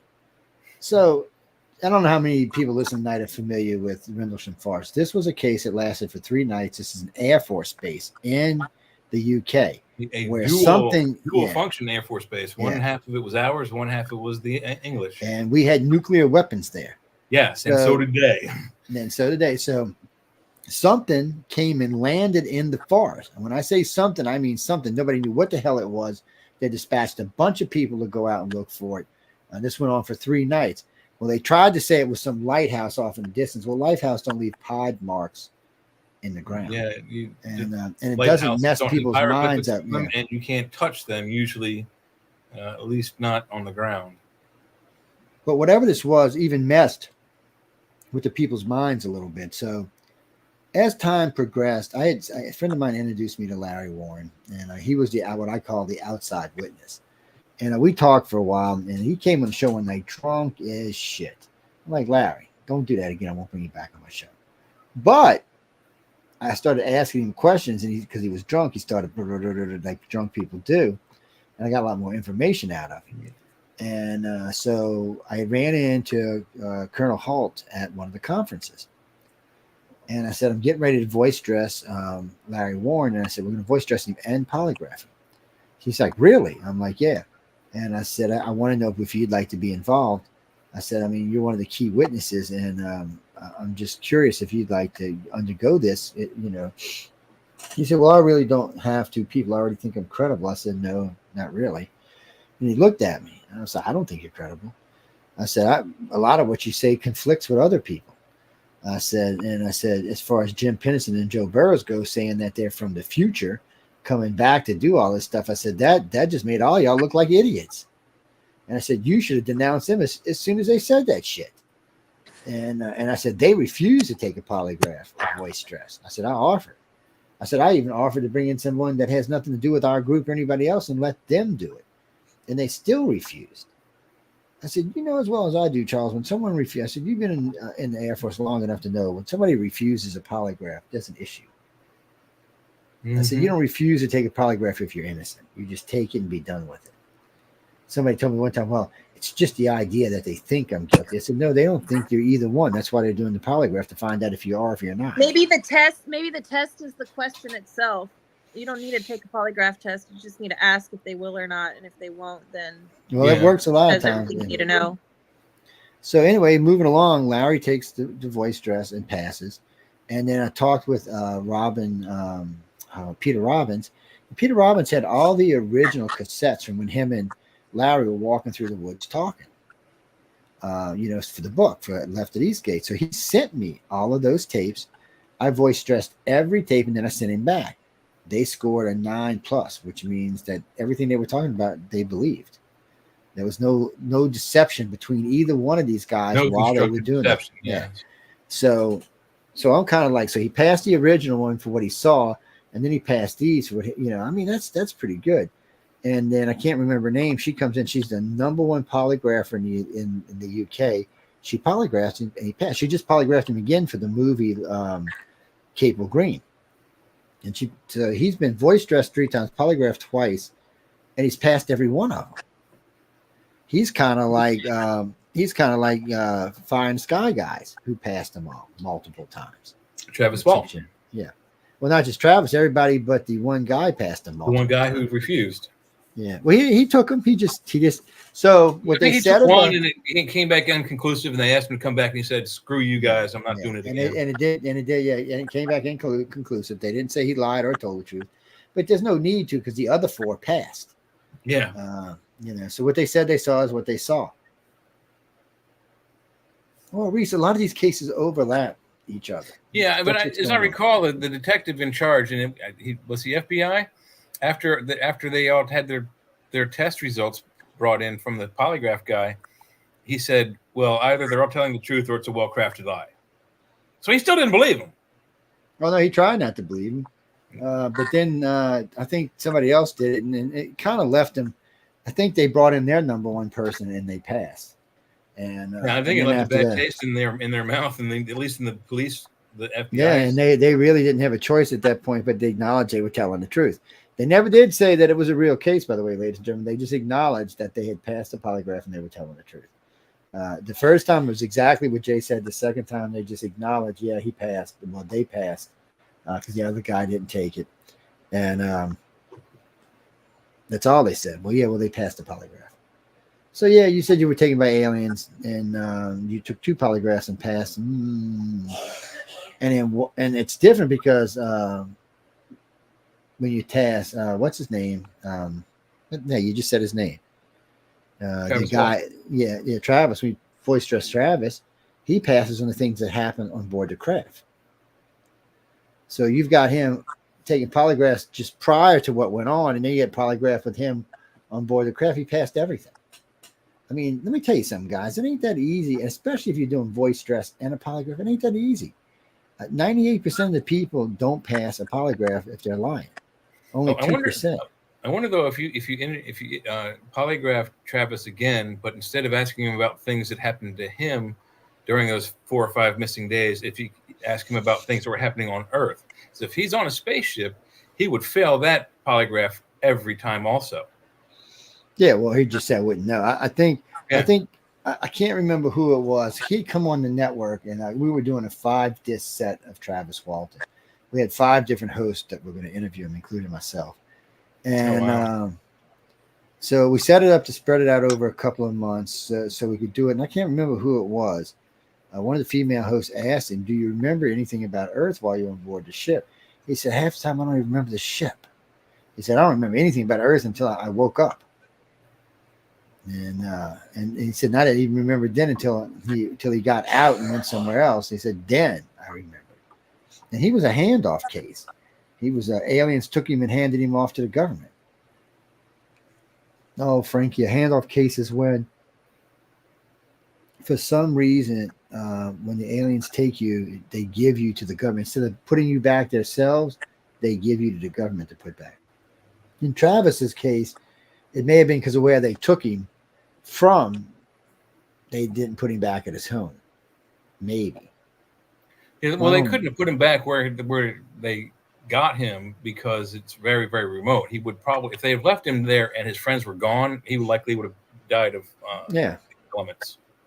Yeah, or a bear would have bit him in the head and crunched him. Yeah. Is that how I'm going to go? No. You're going to live to be 100. You better not. You're going to live to be 100. No. Yes, and while we're on the other side, we're going to go, God damn, she's old now. Jesus. Please don't don't put those thoughts in my head. All right, so we'll make it to 80. No. Yeah, 80 sounds good. 80, by then you'll have all your abilities under control. No. You'll know how to move things with your mind. I won't have my fucking shitting in my pants under control. Not all old people do that. They may all be able to levitate, you know. You never know. The aliens may turn on certain genes and or, turned off parts of our brains that we can, levitate or, cause fires with our minds. Think about it. What's that, Carol? Well, as far as I know, no humans really possess telekinesis yet. I hear rumors, but I haven't seen anything of any kind of real proof.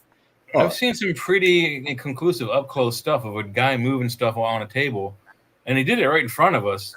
There were probably 8 to 10 of us who were kids, 6th, 7th grade, and we were looking under the table, and this, whatever he had on the table would move right towards him. And I don't know how he did it.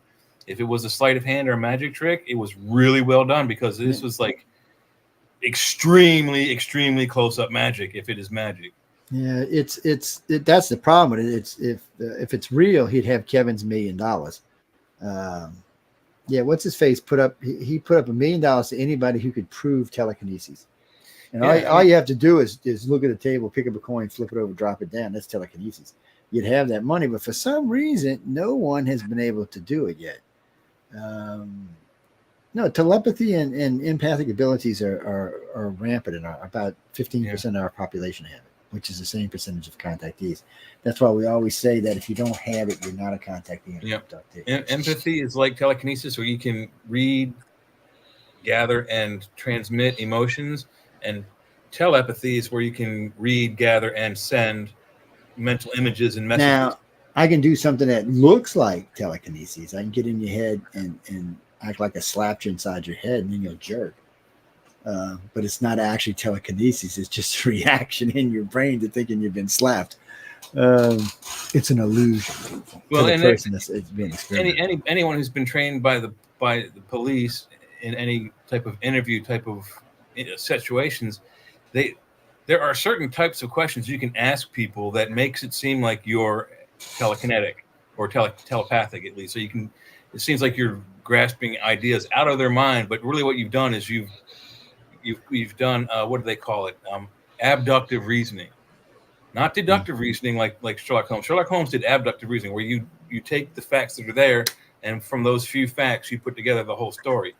It's not hard to do. If you know the right questions to ask, you can find out people's social security numbers without them even knowing you for an hour. They'll have that number in your head already. All right, people, just send me money. I don't want your social security numbers. Make a donation to who said that? Go to the UPRN Talk Radio website and make a donation. Yes. Well, why wouldn't you do that? That's the best place to do it at. And then you can buy me a computer so I can actually right. Y'all should, while we're on that, y'all should send Leah a computer. I'm going to have to do this on every show until somebody sends her a computer. Well, I was going to send her my laptop, but me and Matt figured out it was a piece of shit. And it would be more of a headache than it would be any good. Well, it's a 4-core It was pretty good back in the day, but as soon as we added Windows 10 to it, it went. Yeah. If I could have left Windows 8 on, it would have been fine. I mean, not Windows 10. We put Windows 11 on it. It crashed it up. It's I don't know, people. I don't It's want got a Windows 16 bit. machine. Windows I is the guess I won't best, be man. picky, but Why I you want want an that Apple crappy MacBook Pro. Apple shit? Oh my god, why you want that Well, crappy Apple? Because then I Apple- could play No Man's Sky on it. I could take it to wherever I wanted to go, and I could play No Man's Sky on it. Why is it only a thing for Apple? No, but it's the only computer system it'll play on is Apple. But it's Why? also Apple's got such computer crappy systems have always computers. tended to be more better artistically. They were better for video games and better for writing and art type No Man's projects. Sky is beautiful on Apple MacBook Pro. I know that because that's what someone I know plays on it. I don't know. I would damn. The computer I use for work is fabulous, man. I'd never trade it for no Apple. I have Apples. I got 2 in the house, but I wouldn't Well, trade them. I wouldn't trade it for that. IBM/Windows type computers are actually better for business than Apple are. Well, yeah. Although Apple are less likely to be infected. There are less viruses for Macs out there than there are for. But there's a reason why for that. There's way less programs for Macs than there are for Droids. Well, there's but two also bad things about programming Apple. for Mac is also more complicated. So but there's two bad problems when it comes to anything Apple. One, it's proprietary. You can only use their crap. Two, they charge for almost all of their apps, whereas Droids are almost always free. Mm-hmm. It's a big difference. To be the same exact app, Droid, you get it free. Apple, you got to pay weekly. That's why, and Apple realizes want when it it so sells. I can do video streaming with you guys and play No Man's Sky. It's That's it. I had a nice Apple Mac Pro that somebody stole out of my car. Is that the one John gave you? Yeah, the one with all the L. Ron Hubbard stuff on it. All the books, yeah. Yeah, somebody stole that bitch. That was a $6,000 laptop, man. Just I believe poof. it. I really Just need went one. poof. I need one really bad. People send her one. Send her one. What do you mean fire? Fire? What? Oh, you mean one in fire pads? They're okay, but they're not great. No, I got a Google laptop that's just for doing radio shows. Oh, it's not real powerful. It's a Google notebook. I think I paid $300 for it at Target when I was in.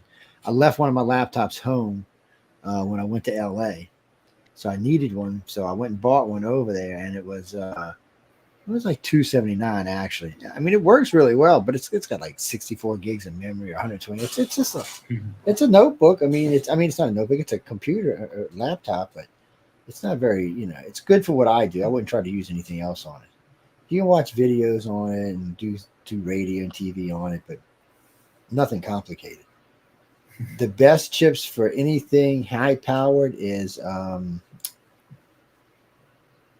can't it's not Apple, it's not Microsoft, it's the other one. I'm looking on my computer here. Was it Inspiron? Yeah, but they make this is a different company. They're really known for really crunching numbers. They have really good chips, really fast chips. But they're always cheaper than Microsoft and Apple is. Don't ask me. When it comes to my mind, I'll tell you. It's out of my mind right now. My favorite alien, that would be the guy who played what was it, Martian? What was the name of that stupid TV show from back in the day? My favorite, Martian. Yeah, that shit was so stupid. That shit was so stupid. People, come on. Uncle Marty from Martian. Uncle Marty, yes. Yeah, that was back in the 50s, people. The 2 antennas that came out, 2 rabbit ears, when he had to talk to Excuse me, Gene, I was not alive in the 50s, bitch. You best I will throw you out of my thing. Ray Walston. It's no, we already told you people in New Mexico are weird.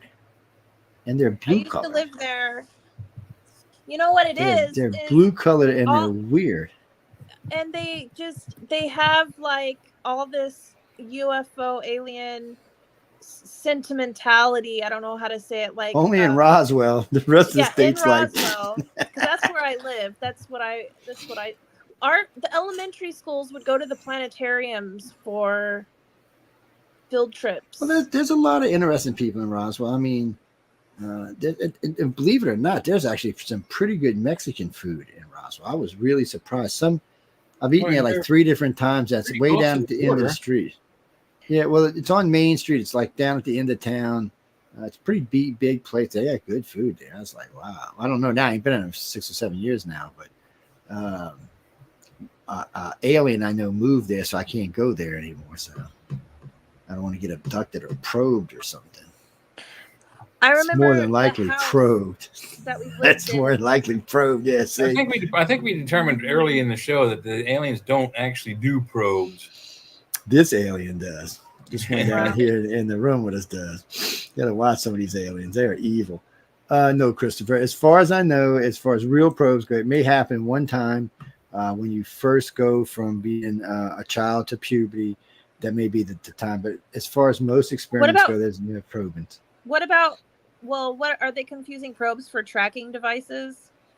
Well, that's from the government. The alien don't really need a tracking device. See, the alien, see right here, we do it right on Leah's forehead, right there. It's right there.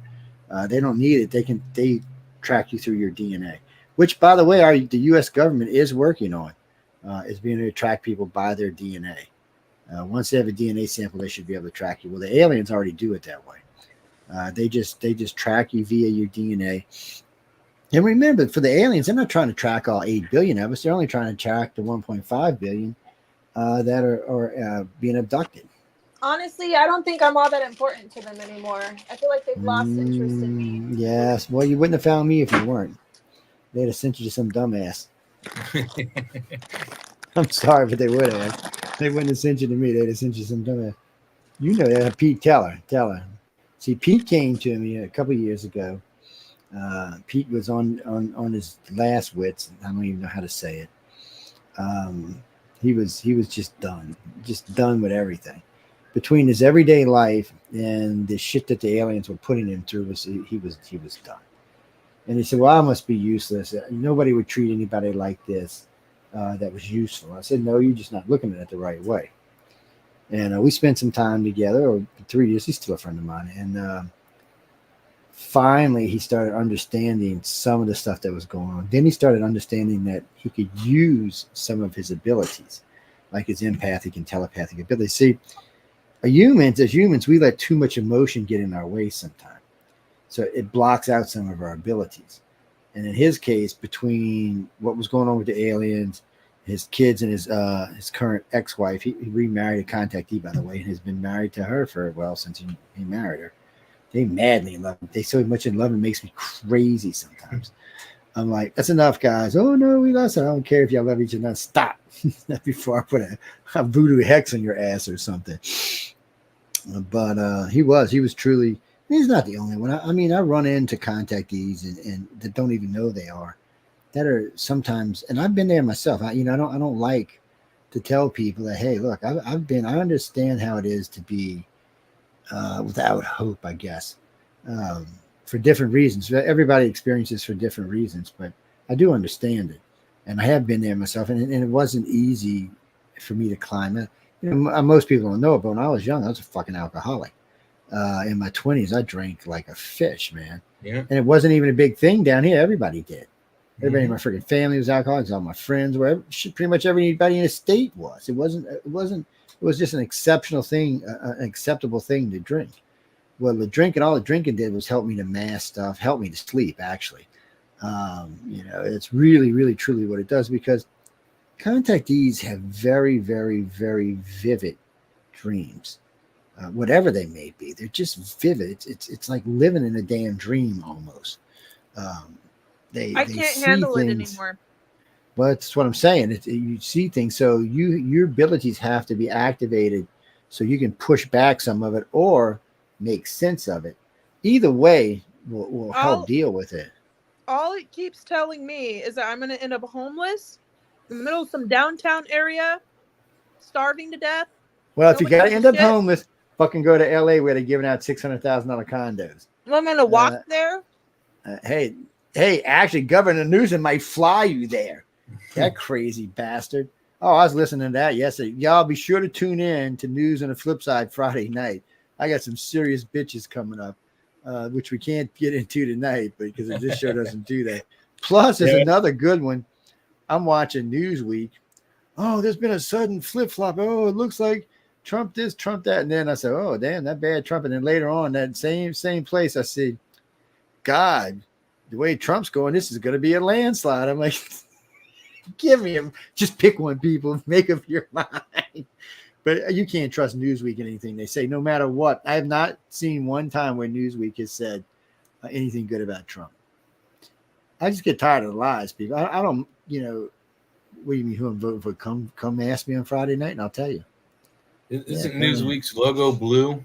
Yeah, they're as blue as you can get. What are you talking about? Californian people are weird too. Not as weird as the New Mexican people, mind. No, it's red. Wow. Well, you know what? In some ways, the California people might be more weird, but still, I don't know. In some things, maybe not. California has one of the largest abduction populations in the world, not just in our country, but in the world. But it's a per capita thing. I mean, it's 40 million people there. Texas is very high too. There's homeless people everywhere now. Which, you know what? And this is so funny. We're going to talk about this on Friday night because before something happened, there were hardly any. Where I lived, there was none. And all of a sudden, there's 10 cities everywhere. Yeah, Jesse, that is. Oh, you heard about that? Yeah, that's true. They've been firebombing them to get them out. Mm-hmm. So we'll talk about that on Friday night. That's been an ongoing theme in my dreams for a really long time. Like I remember years ago, I'd have dreams of tent cities lining up and down the highways, like up and down California, down the highways. And that's literally what it is now. Like, I don't know how to explain it. Say, thank you, Governor Newsom. Thank you, Governor Newsom. Mm-hmm. No, people, all this stuff we're going to get in detail on Friday night. We got a lot of stuff to talk about this Friday night. What do you mean? No, that's not till July 12th. Yeah, July 11th. July 11th, that's right. And they'll do that. And then July 12th, the prosecutor that prosecuted Trump and the DA has to appear before Congress. Yeah, so we're going to talk about all of that stuff. Don't forget, we'll have an election panel, election night. Yes, there'll be 8 or 9 hosts there. Hey, Joe, every host on the network's welcome. Huh? Who runs Congress? We're not going to touch that. Aliens run Congress now. Aliens do it on Congress. There's a Republican majority. Are they going to bring these two guys through the ringer or what? I'm wondering how all this is going to pander out in a what is now? So July, August, September, October. So we're four months and 2 weeks from the election. People, we're there. I mean, you better make up your mind. Yeah, I think I don't hear that 20% of America ain't made. A lot of people already have. I think the majority of them have. We'll see. You mean that blue state, New Mexico? No, them weirdos are going to be voting for Uncle Biden. Why do you think I'm going to send the aliens to probe each and every one of them? Oh, yeah. I already made a deal with the gray. Any state that blows blue, everybody gets probed. And not in a nice way either. I'm just telling you ahead of time. I'm just warning you people. Illinois, that goes for you too up there. Anybody? No, I'm actually not voting red though. See, that's the bad part. I'm going to probably vote for Kennedy. Probably, yes. I can't vote for Crackerhead. I have lost so much money under Joe Biden. There's no way possible I can vote for him. No. I didn't lose this kind of money through COVID for 3 years that I've lost under Joe Biden. No, I can't. I just can't. I just can't. That's Trump. I mean, I don't have anything personally against Trump. I just he's orange. I don't know if I can vote for an orange person. I'm sorry. It's hard. He kind of looks like, y'all know what sherbet is? He kind of looks like sherbet. Yeah, he looks like orange spray tan gone wrong. He does a lot. Actually, I noticed he's changed it a little bit. Frankie, we only got a couple minutes, but what you got? What is the most visited place in the United States alien-wise? Ooh, that's all on who you ask. I will tell you this. It's more than likely near a military water base. So it's probably near a deep water channel and a military facility. Probably Catalina even Island. Even though national parks do rank in the top 5 places to get abducted, really in top 4 places to get abducted. Yeah, it's an easy place to get you. I'm going to say Catalina Island. Yeah, that's just off of San Diego. Well, it's outside of LA. Oh, is So, LA? Yeah. Blunt Island right now is the number one place for people that, and there's never been a report there. So figure out how can it be the number one place. What's it called? At Blunt Island. Well, I wonder what else BLUNT. its tourism is based off of. So this is what goes on. There is an Agus cruiser base there. It's a disassembly base where they disassemble Agus cruisers and use the parts for whatever. There is a national park there. There is a deep water channel there, and there is a nuclear facility there for electricity. So you have 4 of the things you need to be in the top. Now, the way it got ranked was a long time ago, many moons ago, when Leah was like 12 or something. We went over there. Like 400 years ago.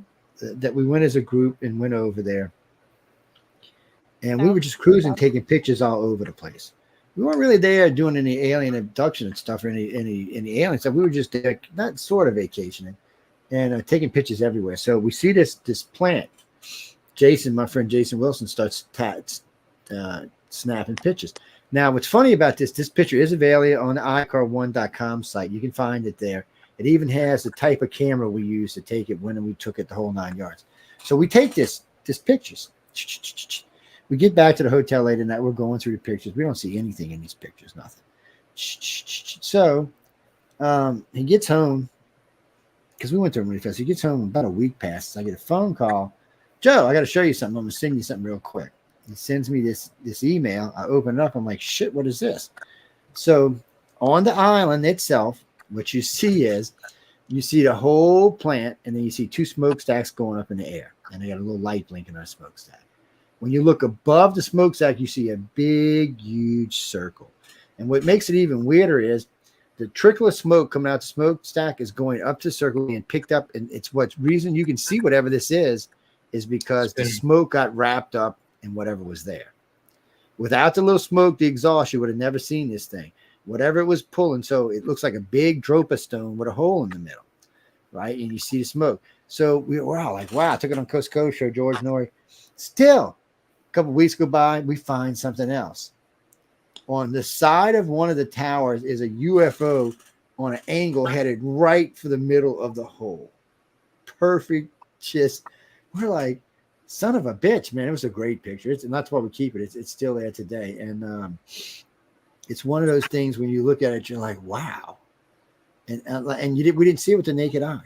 It didn't see people. That's why I tell you, don't trust your eyes, trust your camera.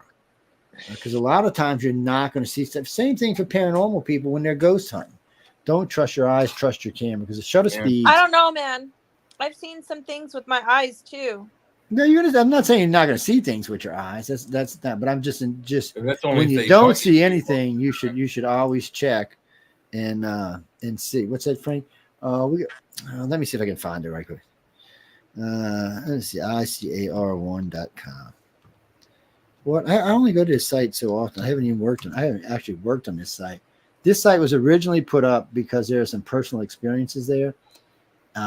This site was put up the day iCar was found. And the reason it was is I didn't want to have to hear when I was talking about one of my Joe just thinks it's popular, so that's why Joe's talking about. No, actually, no. And there's another site called alienenigma.org that's even older than this one that has stuff that's happened to us or stuff we've seen that we put up 24 years ago, because if anybody ever said that we were just jumping on the bandwagon, we could say, oh, no, why don't you go look for yourself? And that's foresight, people. That's what they call. Yes, morons. That's what they call foresight. Foresight. I'm sorry, I'm not trying to be an ass, but really, sometimes I worry about y'all. I'm gonna see if it's here. Give me a second or two. There's so many photos we put up here. In the old days, we used to make iCar One the one-stop shopping site. So what we did was we put it up, and that way, if you didn't understand something, you didn't see something, you could go there and maybe learn about it yourself. Yeah. Oh, and there's all kind of stuff on there. Actually, I think it's still linked to Peter Davenport's site. Yeah, I think it is. His tracking site. I've been trying to get the U database. It's not as easy as you people think it is. No, it hasn't been. As much as I'd like to say, yeah, it's easy to get. It's not really easy to get. Mainly because he just kind of retired. Oh, there's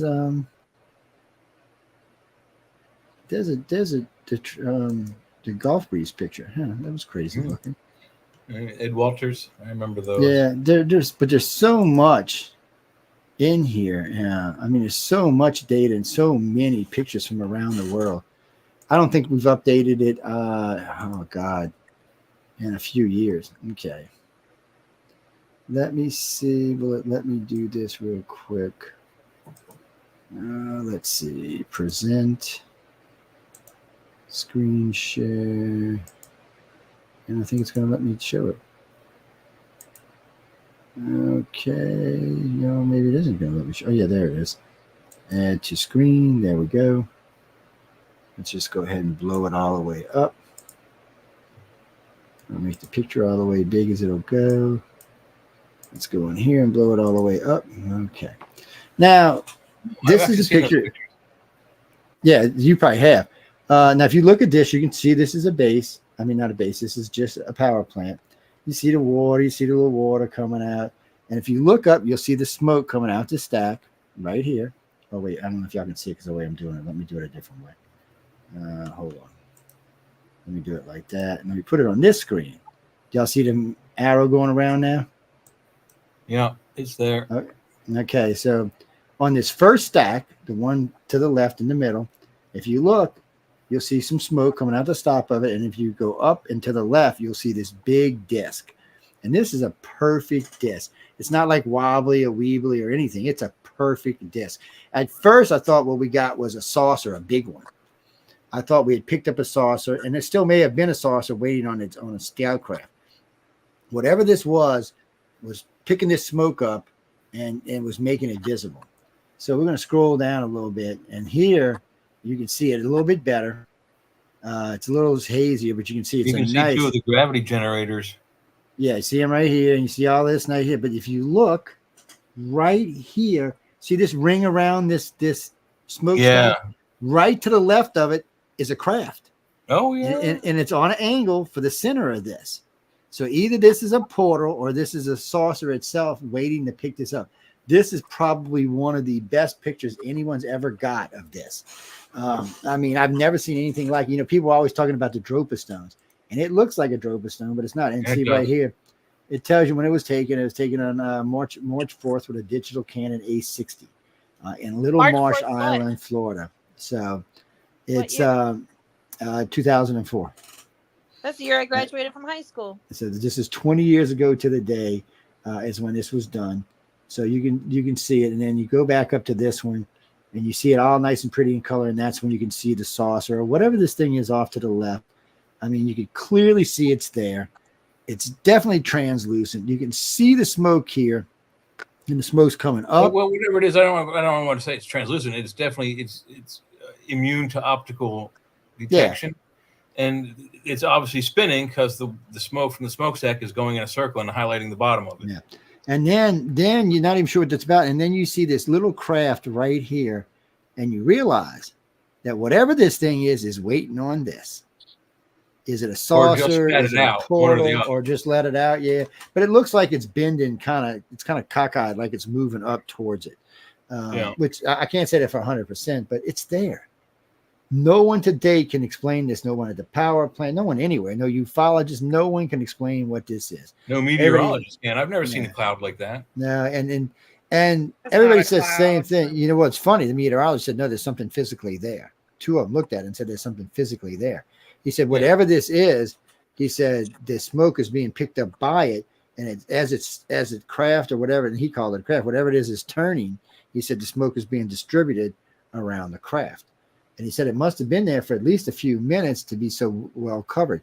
Now, when you're looking at it on the clean picture, you can't really see the hole in the center right here, which there is. Yeah. But when you go down to here, you can clearly see it. There's a hole in the center. But you can see the gaps in it where you can't see anything. But you can see the edge. The edge is so nice and clean. There's no doubt that there's something here. And see, in this one, you can actually see the smoke being pulled right here. So this is what's even better about it. This smoke is actually moving up and away from this, but this craft is actually pulling the smoke this way. So was this an accident, or was there something in this smoke they could use? Or is it simply they're just sitting there because they were What kind of invisible? smokestack is it? It's off of a power plant, but this is probably just steam.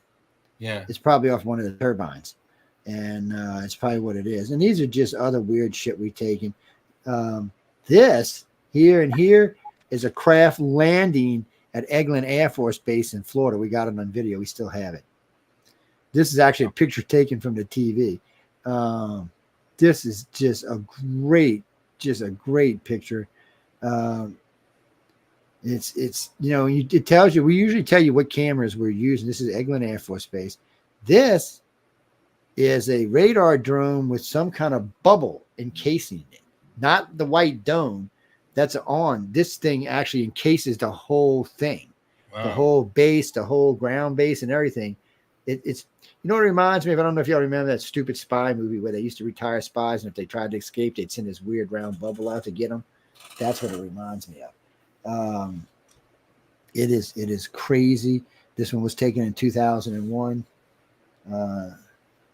This is drawings of people, friends of ours who have seen stuff, what they think it looks like. This is what they actually think a gray looks like. And they're not just little sweetsy, nicey, softy little gray that everybody makes them out to be. It's they're kind of scary looking. Wait, go back. See, they're not. They're a little bit harsher in the face, a little harder in the face. Hold on. No. Don't scroll back. Okay, you can look at it. They're all over this site, by the way. There's little. This site has little pieces, just like the Alien Enigma site does. There's little just pieces. Like it's got a face on its. Like, what's going on with the torso? Is that like a body? It's a multiple down image. Here. Yeah. It's a multiple image, but you can see down here where the shoulders start and stuff like that. And each one of these pages that have pictures on it have these on it. And it's not, you see these, and this is stuff that we've taken. That's why it's up here. This is great, whatever the hell this is. This thing is just, I thought it was a screw up on the film. Whatever it is, it's just at Pensacola Beach, by the way. It's a 35 millimeter camera, just cruising along in the sky. And without the camera, I wouldn't have seen it. I was taking a picture of something else, and it came up. This little thing, this is a blur coming off of something that flashed by. And as it did, this little thing up here popped up. You're like, what the? So, I mean, that's what I tell people. Always take lots and lots and lots and lots of pictures. No, Frankie, that's the best way to do it, because you never know what you're going to get. Well, you see, they got stuff like this. You can always look at these. This is an inversion of this. TR3B. Yeah. This is supposed to be the one recovered at Russia. This is just one cruising along. This could be the one over the dam. The base we were just looking at. That one looks like the one from the TV show Lost in Space. That's Ed Walters below there. Yeah, the one with the orange face. That looks like Jupiter 1 from. And it could be, as far as you know. That's the thing when you look at these. This is another one of Ed Walters right here. Yeah. Yeah. Those are Polaroid. I know that cigar. I've seen that one a lot. So, but I mean, on this particular site, people, there are tons and tons and tons and tons. We haven't even got, I mean, there's more here. I mean, these are taken by everyday people. Some of them could be hoaxes. Some of them could be real. By the way, this is probably a hoax. Maybe this is some chick. Hey, take my picture. And a UFO shows up. Mm-hmm. Or her hat blew off. Yeah. Oh, that's true. You never know. That could be true, man. I don't want to rule that out. I don't want to rule that freaking out. That could be true. That could be the whole explanation for that. Another TR3B. Yeah, another TR3B. Something's in here I can't see at the moment. These are just little ones being picked up at different. This is probably being taken out of an airplane. That's DC 1952. Yeah, and there's just so much stuff in here. And you notice the majority of them are sources. They're not anything else. There are other craft, by the way, ladies and gentlemen. Just in this, it just seems to be sources. Were we on this one yet? Yeah, we're just on this one. What about the orbs? What about the orbs that seem to be... Most orbs, I can assure you, with my expertise in digital photography, photography and whatnot. Most orbs on digital medium are just water spots and dust in the air that are reflecting light. No, I don't mean that. I mean, but like, real orbs. You mean okay? I know what you mean. Oh, go ahead, Jay. Go ahead. Real orbs, if they're on emulsion film, are some sort of energy ball. And I don't know how to explain them, but they do exist. But I think she's talking about the probes.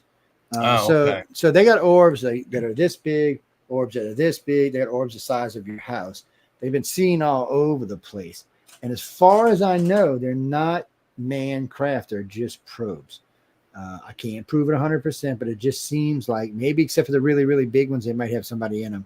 But all the rest of them are just types of probes they use to follow people around, check things out, see what's going on. So this is more Ed Walters stuff here and here. What about something? Okay, have you ever gotten any reports on something that looked like it was changing shapes and like going into itself, like in a way, like I don't know how to explain it, like folding into itself in a way and like changing from there have been reports of some craft being able to do that. Yeah, absolutely. And it also didn't seem to have like a solid, it looked to be like liquid or electrical or something like that. Like it wasn't a solid metal looking. Well, they've got orbs that are what I would call liquid.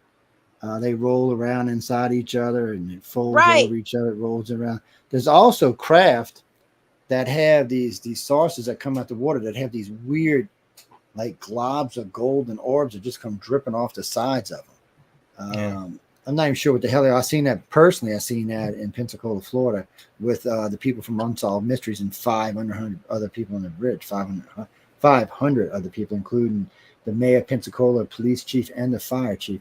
See, you notice how we do these when you go to a site. Santa Monica, California, Starksboro, Vermont, Tasmania, Australia, Baghdad, Arizona, Melbourne, Australia. I mean, we just go on and on and on. Fighter. Yeah, right there, Foo Fighter. So as you go through, this was the United Kingdom, whoever told me that, yeah. And the Netherlands, and as you go through this website. Wait, how is that 2003? Is that what kind of planes are those? If that's 2003, the English one. Wait, let me go back and find it. Right here. How is that? Is that when you uploaded it, I guess? So those look like World War II. No, this is what it says it is. This must have been some type of show going on. Goodwood, West Sussex, September 5th, 2003. It even gives you who took the picture if you want to go look. Here we go, right here, 9/17/3. And then it goes through. So a lot of them do have stuff written by the person who's seen it. And you see there's quite a bit of information in here. Y'all could spend a long time, people, going through the site just to see what's on. I'll be honest with y'all, there's so much shit on it I forgot. I'm not kidding you. There's so much stuff on this website that I forgot. There are dissertations. There's all kind of stuff. This is something coming outside of the volcano. This was in 2000. This was in 2000, 2001, 2001. We tried to keep the dates similar in 1999. As you can see, we're scrolling through. This, I'm pretty sure, was a hoax. We've talked about it. Oh, yeah. Jaime Maussan highlighted that one a lot. It kind of goes in between the buildings a lot. Yeah. It's that one's kind of squirrely. I'm pretty sure it's a hoax. Not 100% sure, people, but I'm pretty sure. And I mean, there's just more and more in 1996, 1997. So, I mean, we stopped around 2005 adding. And one of these days when I got time where I give somebody keys to the website, they can go on and add some more. But that's why we always called it one-stop shopping. If you go down the list over here, abduction criteria, you want to know if you've been abducted, there you go. Tell me what the criteria are. There's a bunch of criteria. There's 50 of them on this page. This is 25 of the 50 abduction criteria. You know why the other 25 aren't up there, right? No, so we know who's lying. That's right. So we know who's lying and who's telling the truth. There's actually quite a few more abduction criteria now, but the awakening, what causes the awakening. Ladies and gentlemen, awakening is when someone awakens and knows there's something going on, something that's happened to them. There's some type of something. You wake up, you start realizing, you start having these dreams that are toxic or overwhelming, and then your mind starts realizing that something's going on. You start having an awakening period where you realize, holy shit, this isn't normal. This is not what everybody lives like on this planet. And it awakens you. And it awakens you to a lot of things. But dreams is usually where it starts, and then it works its way out. I'm tired of being sober. Yes. Well, and see, that's why you're having such a hard time at night, because you are sober. And I don't tell anybody to drink, but man, sometimes when you're an abductee or contactee, the type of dreams you have to do something. That's why so many of them smoke weed or take different kind of pills. But I notice most contactees don't get addicted and they don't become alcoholics or drug addicts. They just do what they need to so they can sleep at night. Just enough to get by. Sorry, but like there was a time where I thought I could not survive without smoking weed, and here I am going on like 6 or 7 months of not smoking, and I feel crazy. That's right, because you insane. Because your body's so used to it. Sleepwalking, even driving while asleep. We got so many cases where people have gone and woke up and found sand in their floorboard of their car, extra miles on it. People who we started telling people, click your miles to 0. That way you'll know if you left. These are people who were brought somewhere to be taken, is what happened. They were called, I guess. Can people be not forced, but can they have a mind control put over them to where it's like they just do things that they don't? Yeah, that's what 3 is about: sleepwalking, even driving. So they call you. They say, "Okay, Leah, we're not going to be able to get here for some reason. We need you to come to us here," and you just follow the command blindly without even thinking. And see, that's what I feel like I've been doing for. I don't know, like almost 20 years now. I remember there was a time where I was in Arcata, Blue Lake, California. And see, that's why they brought you to ICAR, so we can stop that shit. And it was like, I wanted to get on my bike and start riding down the 101 freeway. And one night I attempted to do so. And my roommates came driving up the driveway on their property, and they're like, "What are you doing? It's like midnight. You're going for a bike ride?" And honestly, it was like I snapped out of it. And I'm like, no, I guess I'm gonna go back in the house. And then a few days later, I actually did it. And because you were being called somewhere. Well, it all got messed up. Everything. I don't know how to explain it. Like because okay, so when they call you, you have to still be in some type of awareness. So sometimes they're calling you, say, to come meet them or to be in a certain place. Sometimes they're calling you to actually help someone out, but you don't always realize it. Sometimes your brain isn't. Down to LA, and it was for a reason. It was for something specific, and I didn't realize it at the time. And then something happened, and it all came flooding into my knowing, like, oh my gosh, this is what's going on. And little by little, life started to happen, and I started to forget about it all. I had a baby. I started going to college. My mom died. Life happened, and life happens. And then I forgot about it, and now here I am back in the midst. And contactees will tell you when you forget about it, they punish your ass. Whether that's true, that's up to the contactees, but they talk about it all the time. Electronics seem to turn off or quit working when you're around. Dude, nothing works for me anymore. That's every contactee I know. The sense of being watched or followed, even when you know there's no one around. Meeting strangers who say they know you. Yeah. Didn't you? You were just telling me about an experience like that just recently. It happens to me all the time. Yeah. So it's the meeting strangers who say they know you and have a sense you have met them before. Doesn't mean it's a good thing, by the way, ladies and gentlemen. Sometimes that's something else, military abduction or someone trying to get information out of your head. So you always have to be careful with that. For me, I think I've lived this life so many times, and now I'm on this path that I've probably lived already. I don't know, but I'm being reminded that, oh my God, you have a really long ways to go. You have a really long road ahead of you. Your life's going to be really shitty and hard from here on out. Good luck. Doesn't have to be there. Nah, it doesn't have to be there.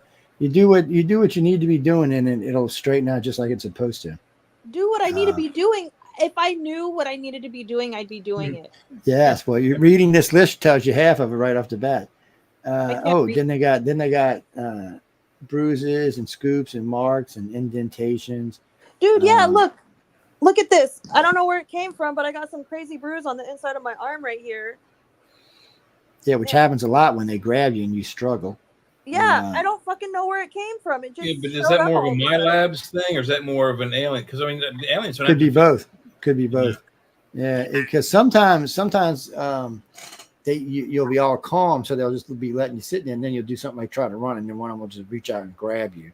That's a And fingerprint. Look at this bruise, Joe. This is that's what I'm something saying. fucking grabbed me. Some grabbed hold to you. I don't know if you could see it.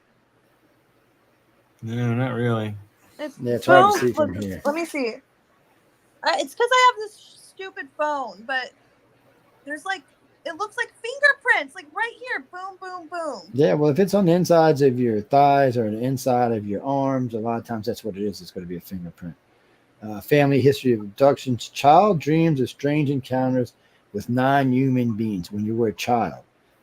Detailed descriptions of extraterrestrials such as hands and feet or skin color. Loving meeting people who say they have had contact with aliens and meeting other people. I don't know why it's got 11 and they need to fix that. The person has seen a craft. The person has seen an alien in their home. A sense of someone is coming for you. That something has happened, but you can't remember what. You don't like me reading this list, do you, Leah? It's making you uncomfortable. They know who's on the phone when it rings. They call, knocking at doors. I've thrown myself so far off course that my life just from now on is just pure punishment. It's well, that can always be fixed. Experiments done on them, knowledge of things like the blue plasma, having knowledge of inside the craft, eye colors, the same as blood types, and weird. Blood types are negative. New understanding of the world and the knowledge of around you. This just these are just easy people. This is just 25. There's way more than this, but we use this for people who are just. Now this is a Drake equation, John, but we use this for people. The J equation is actually better. I cannot work. It's been updated. This needs to be updated anymore. After realizing that my life is basically on a crash course. Look at this young guy. Oh, who is that fella? Look at this young guy. You have hair.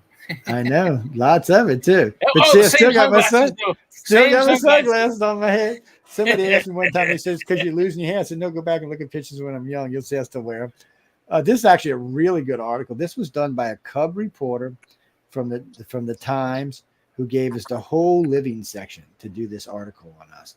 Wow. And this is about iCard research that we've done. You see I'm holding Bob. That's Bob right there. Oh. That's how old Bob is. Bob's been around for a while. How big is that thing? It looks big in that picture.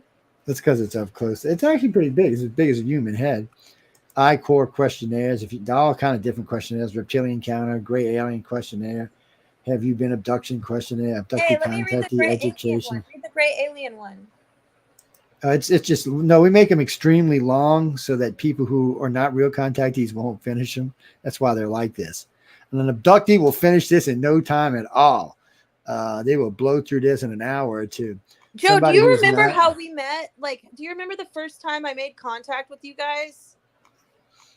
Back in 2015 or 2014? I'd have to think about that. Jesus. So I vaguely remember. And it was like, I woke up from these crazy freaking dreams I'd been having. And this was before I ever got pregnant. This is before I had Liam. This is before my mom died and all this stuff.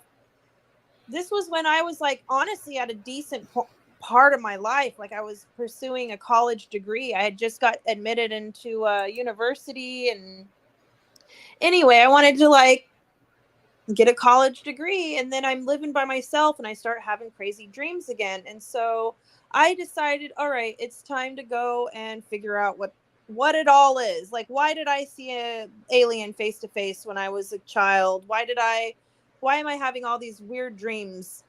And I just basically started Googling alien research stuff and came across iCar. and I had emailed Icar like you know, my experience, like this is what happened to me and this is what's happened to me now with my dreams. And I don't know how long it took, but I believe Forever.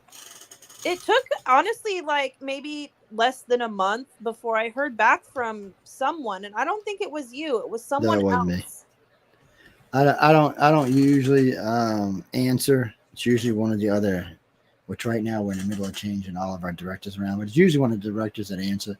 It's one. See, this is the Alien Enigma site. It's usually somebody in an organization for a couple of reasons.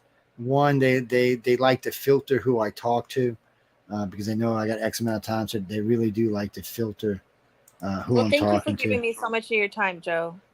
And so it's just one of those things. See, Alien Enigma. So here is 50 signs that you could be, 54 signs that you could be. Have you seen a hooded figure near your home? Have you had frequent sporadic ringing in your ears? Yes. Have you had insomnia? Yes. So you need to read this list because you're gonna key off in this list a lot.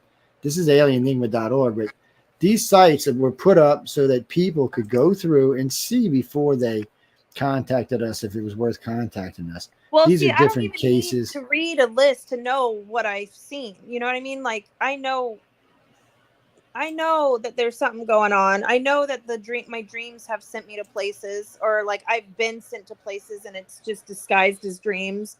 But I you don't know how see, to explain it. when you look at this, every page has one of these drawings on it. These are legit drawings from people who have had experiences, and we see like these. They're just all over the place, and they're just spread around the site so that people, when they're going through, because people will key off on. Matter of fact, we got into a big lawsuit. Look at this one. We got into a big old lawsuit because I can't think of his name now, used one of our pictures for his book cover. And I wouldn't have known. I invited him on to the thing, and he came on board, and then he showed the cover, and Linda seen it and flipped out. She flipped out. She was like, well, that's our shit. Yes. Mm-hmm. This is just different places you can go for sightings and other things out there. There's a national reporting agency. Open for chat. See, here's another one. See how their heads are shaped. It's not quite what everybody thinks they are. This is one of Larry Hatch's maps right here. This is one of the first ones you can see because there's very little in there. This is in 2000. Look at the difference. But you see what I'm talking about. If you look, almost the majority of sightings are by deep water areas. See it right up here along the East Coast, all down the West Coast. And almost everywhere you see blotches in the middle, there's water. Like here's the Great Lakes right here. Here's the Mississippi River right here. So, I mean, it kind of shows you. I think they use. Y'all can't? Oh, it won't let y'all see him. I wonder why. You have to present it to the screen if you want us to see it. Oh, it took us off the screen. What happened? Yeah. Oh, because I switched. Never mind. Then ain't gonna worry about it. Well, they say only so much of the ocean has been discovered, right? Like only so much of the ocean. Less than 1%. Less than 1%. So where would the best place be for them to hide? I mean, other than the ocean. Well, and what also the deep forests as well. I mean, we have only of the 30% land, we've only barely uncovered maybe 12%. Well, I think there's going to be a matter of time. I mean, with human population growth, I feel like it's just a matter of time before those no man zones end up being habited. But there's some deep forest in America, South America. There's not much in Europe, but the steppes of Asia, way western Russia, they have huge forests. You know, where Tunguska happened, no one lives out there, so they could be easily hiding bases out there as well. I mean, but most of them are in the ocean, I'll guarantee. You know what? Let me. This might be a good one for Leah to deal with. I'll have to deal with it when I come back. Anyway, guys and girls, we got to get out of here. We're way into Michelle DeRoche's time. She's already mad at me, so I'm getting my ass. Yeah, we're a half hour over. Yes, and so we've been misbehaving again tonight. I hope everybody enjoyed the show. Thank you, Matt. So, where Matt? Oh, you're in Illinois. I know where you are now. Give me a minute for you to register in my head. No, I mean, alienenigma.org. That's a personal site. So there's some personal stuff on there. And then there is ICAR1.com. And then there's a lot of shit on there. And whenever I get caught up on all the UPRN stuff and the radio stuff, I'll get all back to that. Or maybe I'll put somebody on. Maybe I'll find one of my friends who like doing websites and let them handle the UPRN site and let them on. Maybe I'll give them a show or something. But to do it, it's just a lot of stuff. It's a lot for me to keep up with. And until I have time to sit down and start putting directors back on board.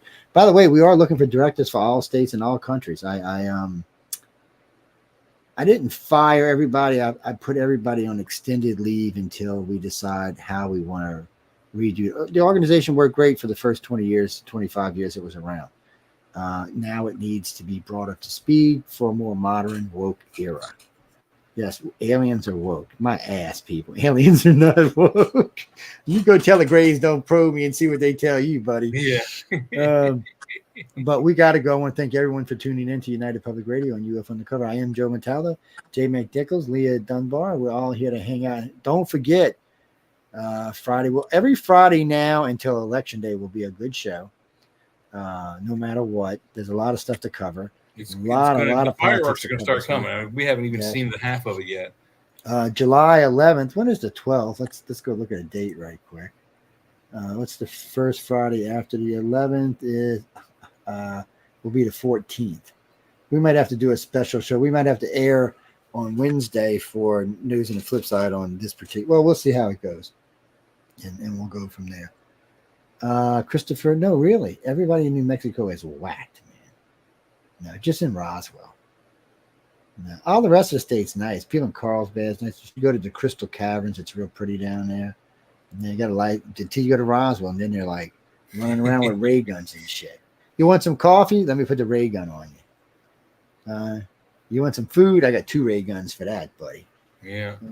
No, the Roswell Museum's still open. I haven't been in, I don't know, 8 years or so, but they're still open. Mm-hmm. I haven't been invited lately. I guess I'm in a doghouse again. It's them blue people down there. I'm always in a doghouse with the blue people. And I got a lot of blue friends. Jimmy, we're not actually talking about physically blue people. Dumbass. I got a lot of blue friends in California, too. I said, so they're not all blue out there if you've been out there. Well, no, I'm not red, so I'm in between. I'm a centrist, so. I like hating on both sides. Mm-hmm. No, no. I know what you're talking about. So I'll have to get you her name. She's in Hong Kong now. She used to be in Beijing, but for some reason she moved to Hong Kong. She said, she said Beijing was getting too restrictive. She is our Chinese director for ICAR. She's going to be retiring soon, but she's our Chinese director for ICAR. Yes. Well, she's retiring because she just had 3 kids. She had 1 2 years ago, and she had twins this year. Wow. So her husband said, baby, you need to watch the kids and not the aliens. And I told her they might be alien kids as far as you know. They might be aliens. You don't have to look up and down. So we will be looking for a director to replace her. We'll be looking for at least 6 directors in China. We have 7 in India, so we're probably okay in India. But we're always looking for some. Most of Europe will be looking to replace directors. Most of the USA will be looking to replace directors. Well, in all fairness to them, they've been without leadership for like 6 years. Yes, because the boss has been busy. But that's all changing around now. No, we're bringing people back in. Well, it wasn't that. I had a lot of good friends who were high up in the organization who passed away or got sick. We had 5 directors get cancer. Breast cancer, all within like 3 months of each other. One of only 4 of them made it. One of them didn't. My national director, D. Andrew, eventually killed her. But so it got to be a little dangerous. We had a good friend of mine, November, who was working on special reports for us. All of a sudden, out of the blue, got scared that it may have been something related, and it may have been.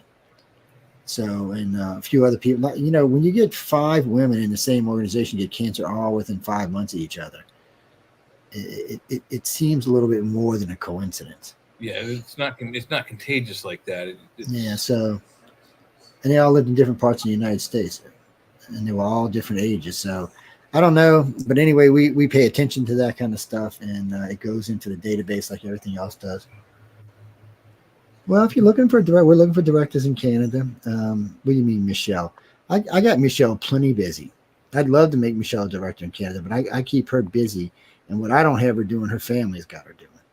And if her family ain't got her doing something, Amelia's got her doing something. She's a busy woman. Yeah, she's very busy. But anyway, on that note, we got to go, and thank everyone for tuning in to United Public Radio and UFO Undercover. Be sure to tune in Friday and come catch some shit. We're going to be just wreaking nothing but havoc on Friday night. It's going to be fireworks. Yes, I'm telling you, from this Friday on, it's going to get crazier and crazier each Friday. Why? Because we're only 4.5 months out of the election. And 4 months and 2 weeks, everybody will be clicking who's going to be their president, and we will be there on that night. We all care. What do you mean? I make far more money under the last two than I did under this one. So, what is that? Yeah, we have exactly 2 more days for more fireworks to go off. So, I mean, let's see. Let me see. November 2nd is so.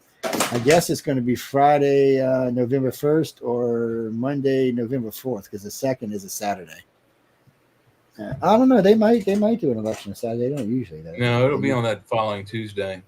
Yeah, so be sure to check it out. We'll all be there, ready to go, just wreaking havoc. I'll have a fifth of bourbon in my hand. I might even have a cigarette. I ain't had one of them in 20 years. All right, I'll get a cigar. How's that? Okay, no cigarettes. There you go. A cigar. All right, I have a fifth of bourbon. Have some whiskey drinking going on. What? Who said that? I will have the aliens probe you personally. Look, I know. You see Bob back here? His friends are scared of me. Don't make me send them to your house, buddy. I'm telling you, They're a lot scarier with their skin on. That's right. When I skinned him and hung his skin on my fence, they never came to my house again. They were like, "Whoa, wait a minute. This human's a little crazy." Idiots. You should never. Anyway, we got to go. Thank you again for tuning in United Public Radio and UFO Undercover. We will see y'all all Friday. Be sure to bring your information and your questions with you for Friday night on whatever candidate you may be backing, whether it's Joe Biden, Kennedy, or is he JFK too? JFK Jr. Bobby Kennedy. No, he's Bobby Kennedy Robert Jr. Kennedy Jr. Yeah, Robert Kennedy. He's Bobby Kennedy Jr.'s kid. Okay. So we got it now. So anyway, y'all come check out Kennedy. Y'all check it.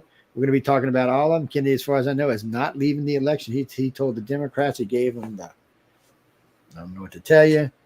Obviously, somebody hacked him off. Oh, thank you about the tie. It's very cute, isn't it? I actually like wearing it with that burnt orange shirt I got. But regardless. But anyway, we got to go. Be sure to go see Michelle DeRoche on the Outer Rum. Tell her hi for everybody. Tell Leah said she's crazy. Who? What? Don't worry about it. Good night, everybody. Call me Joe.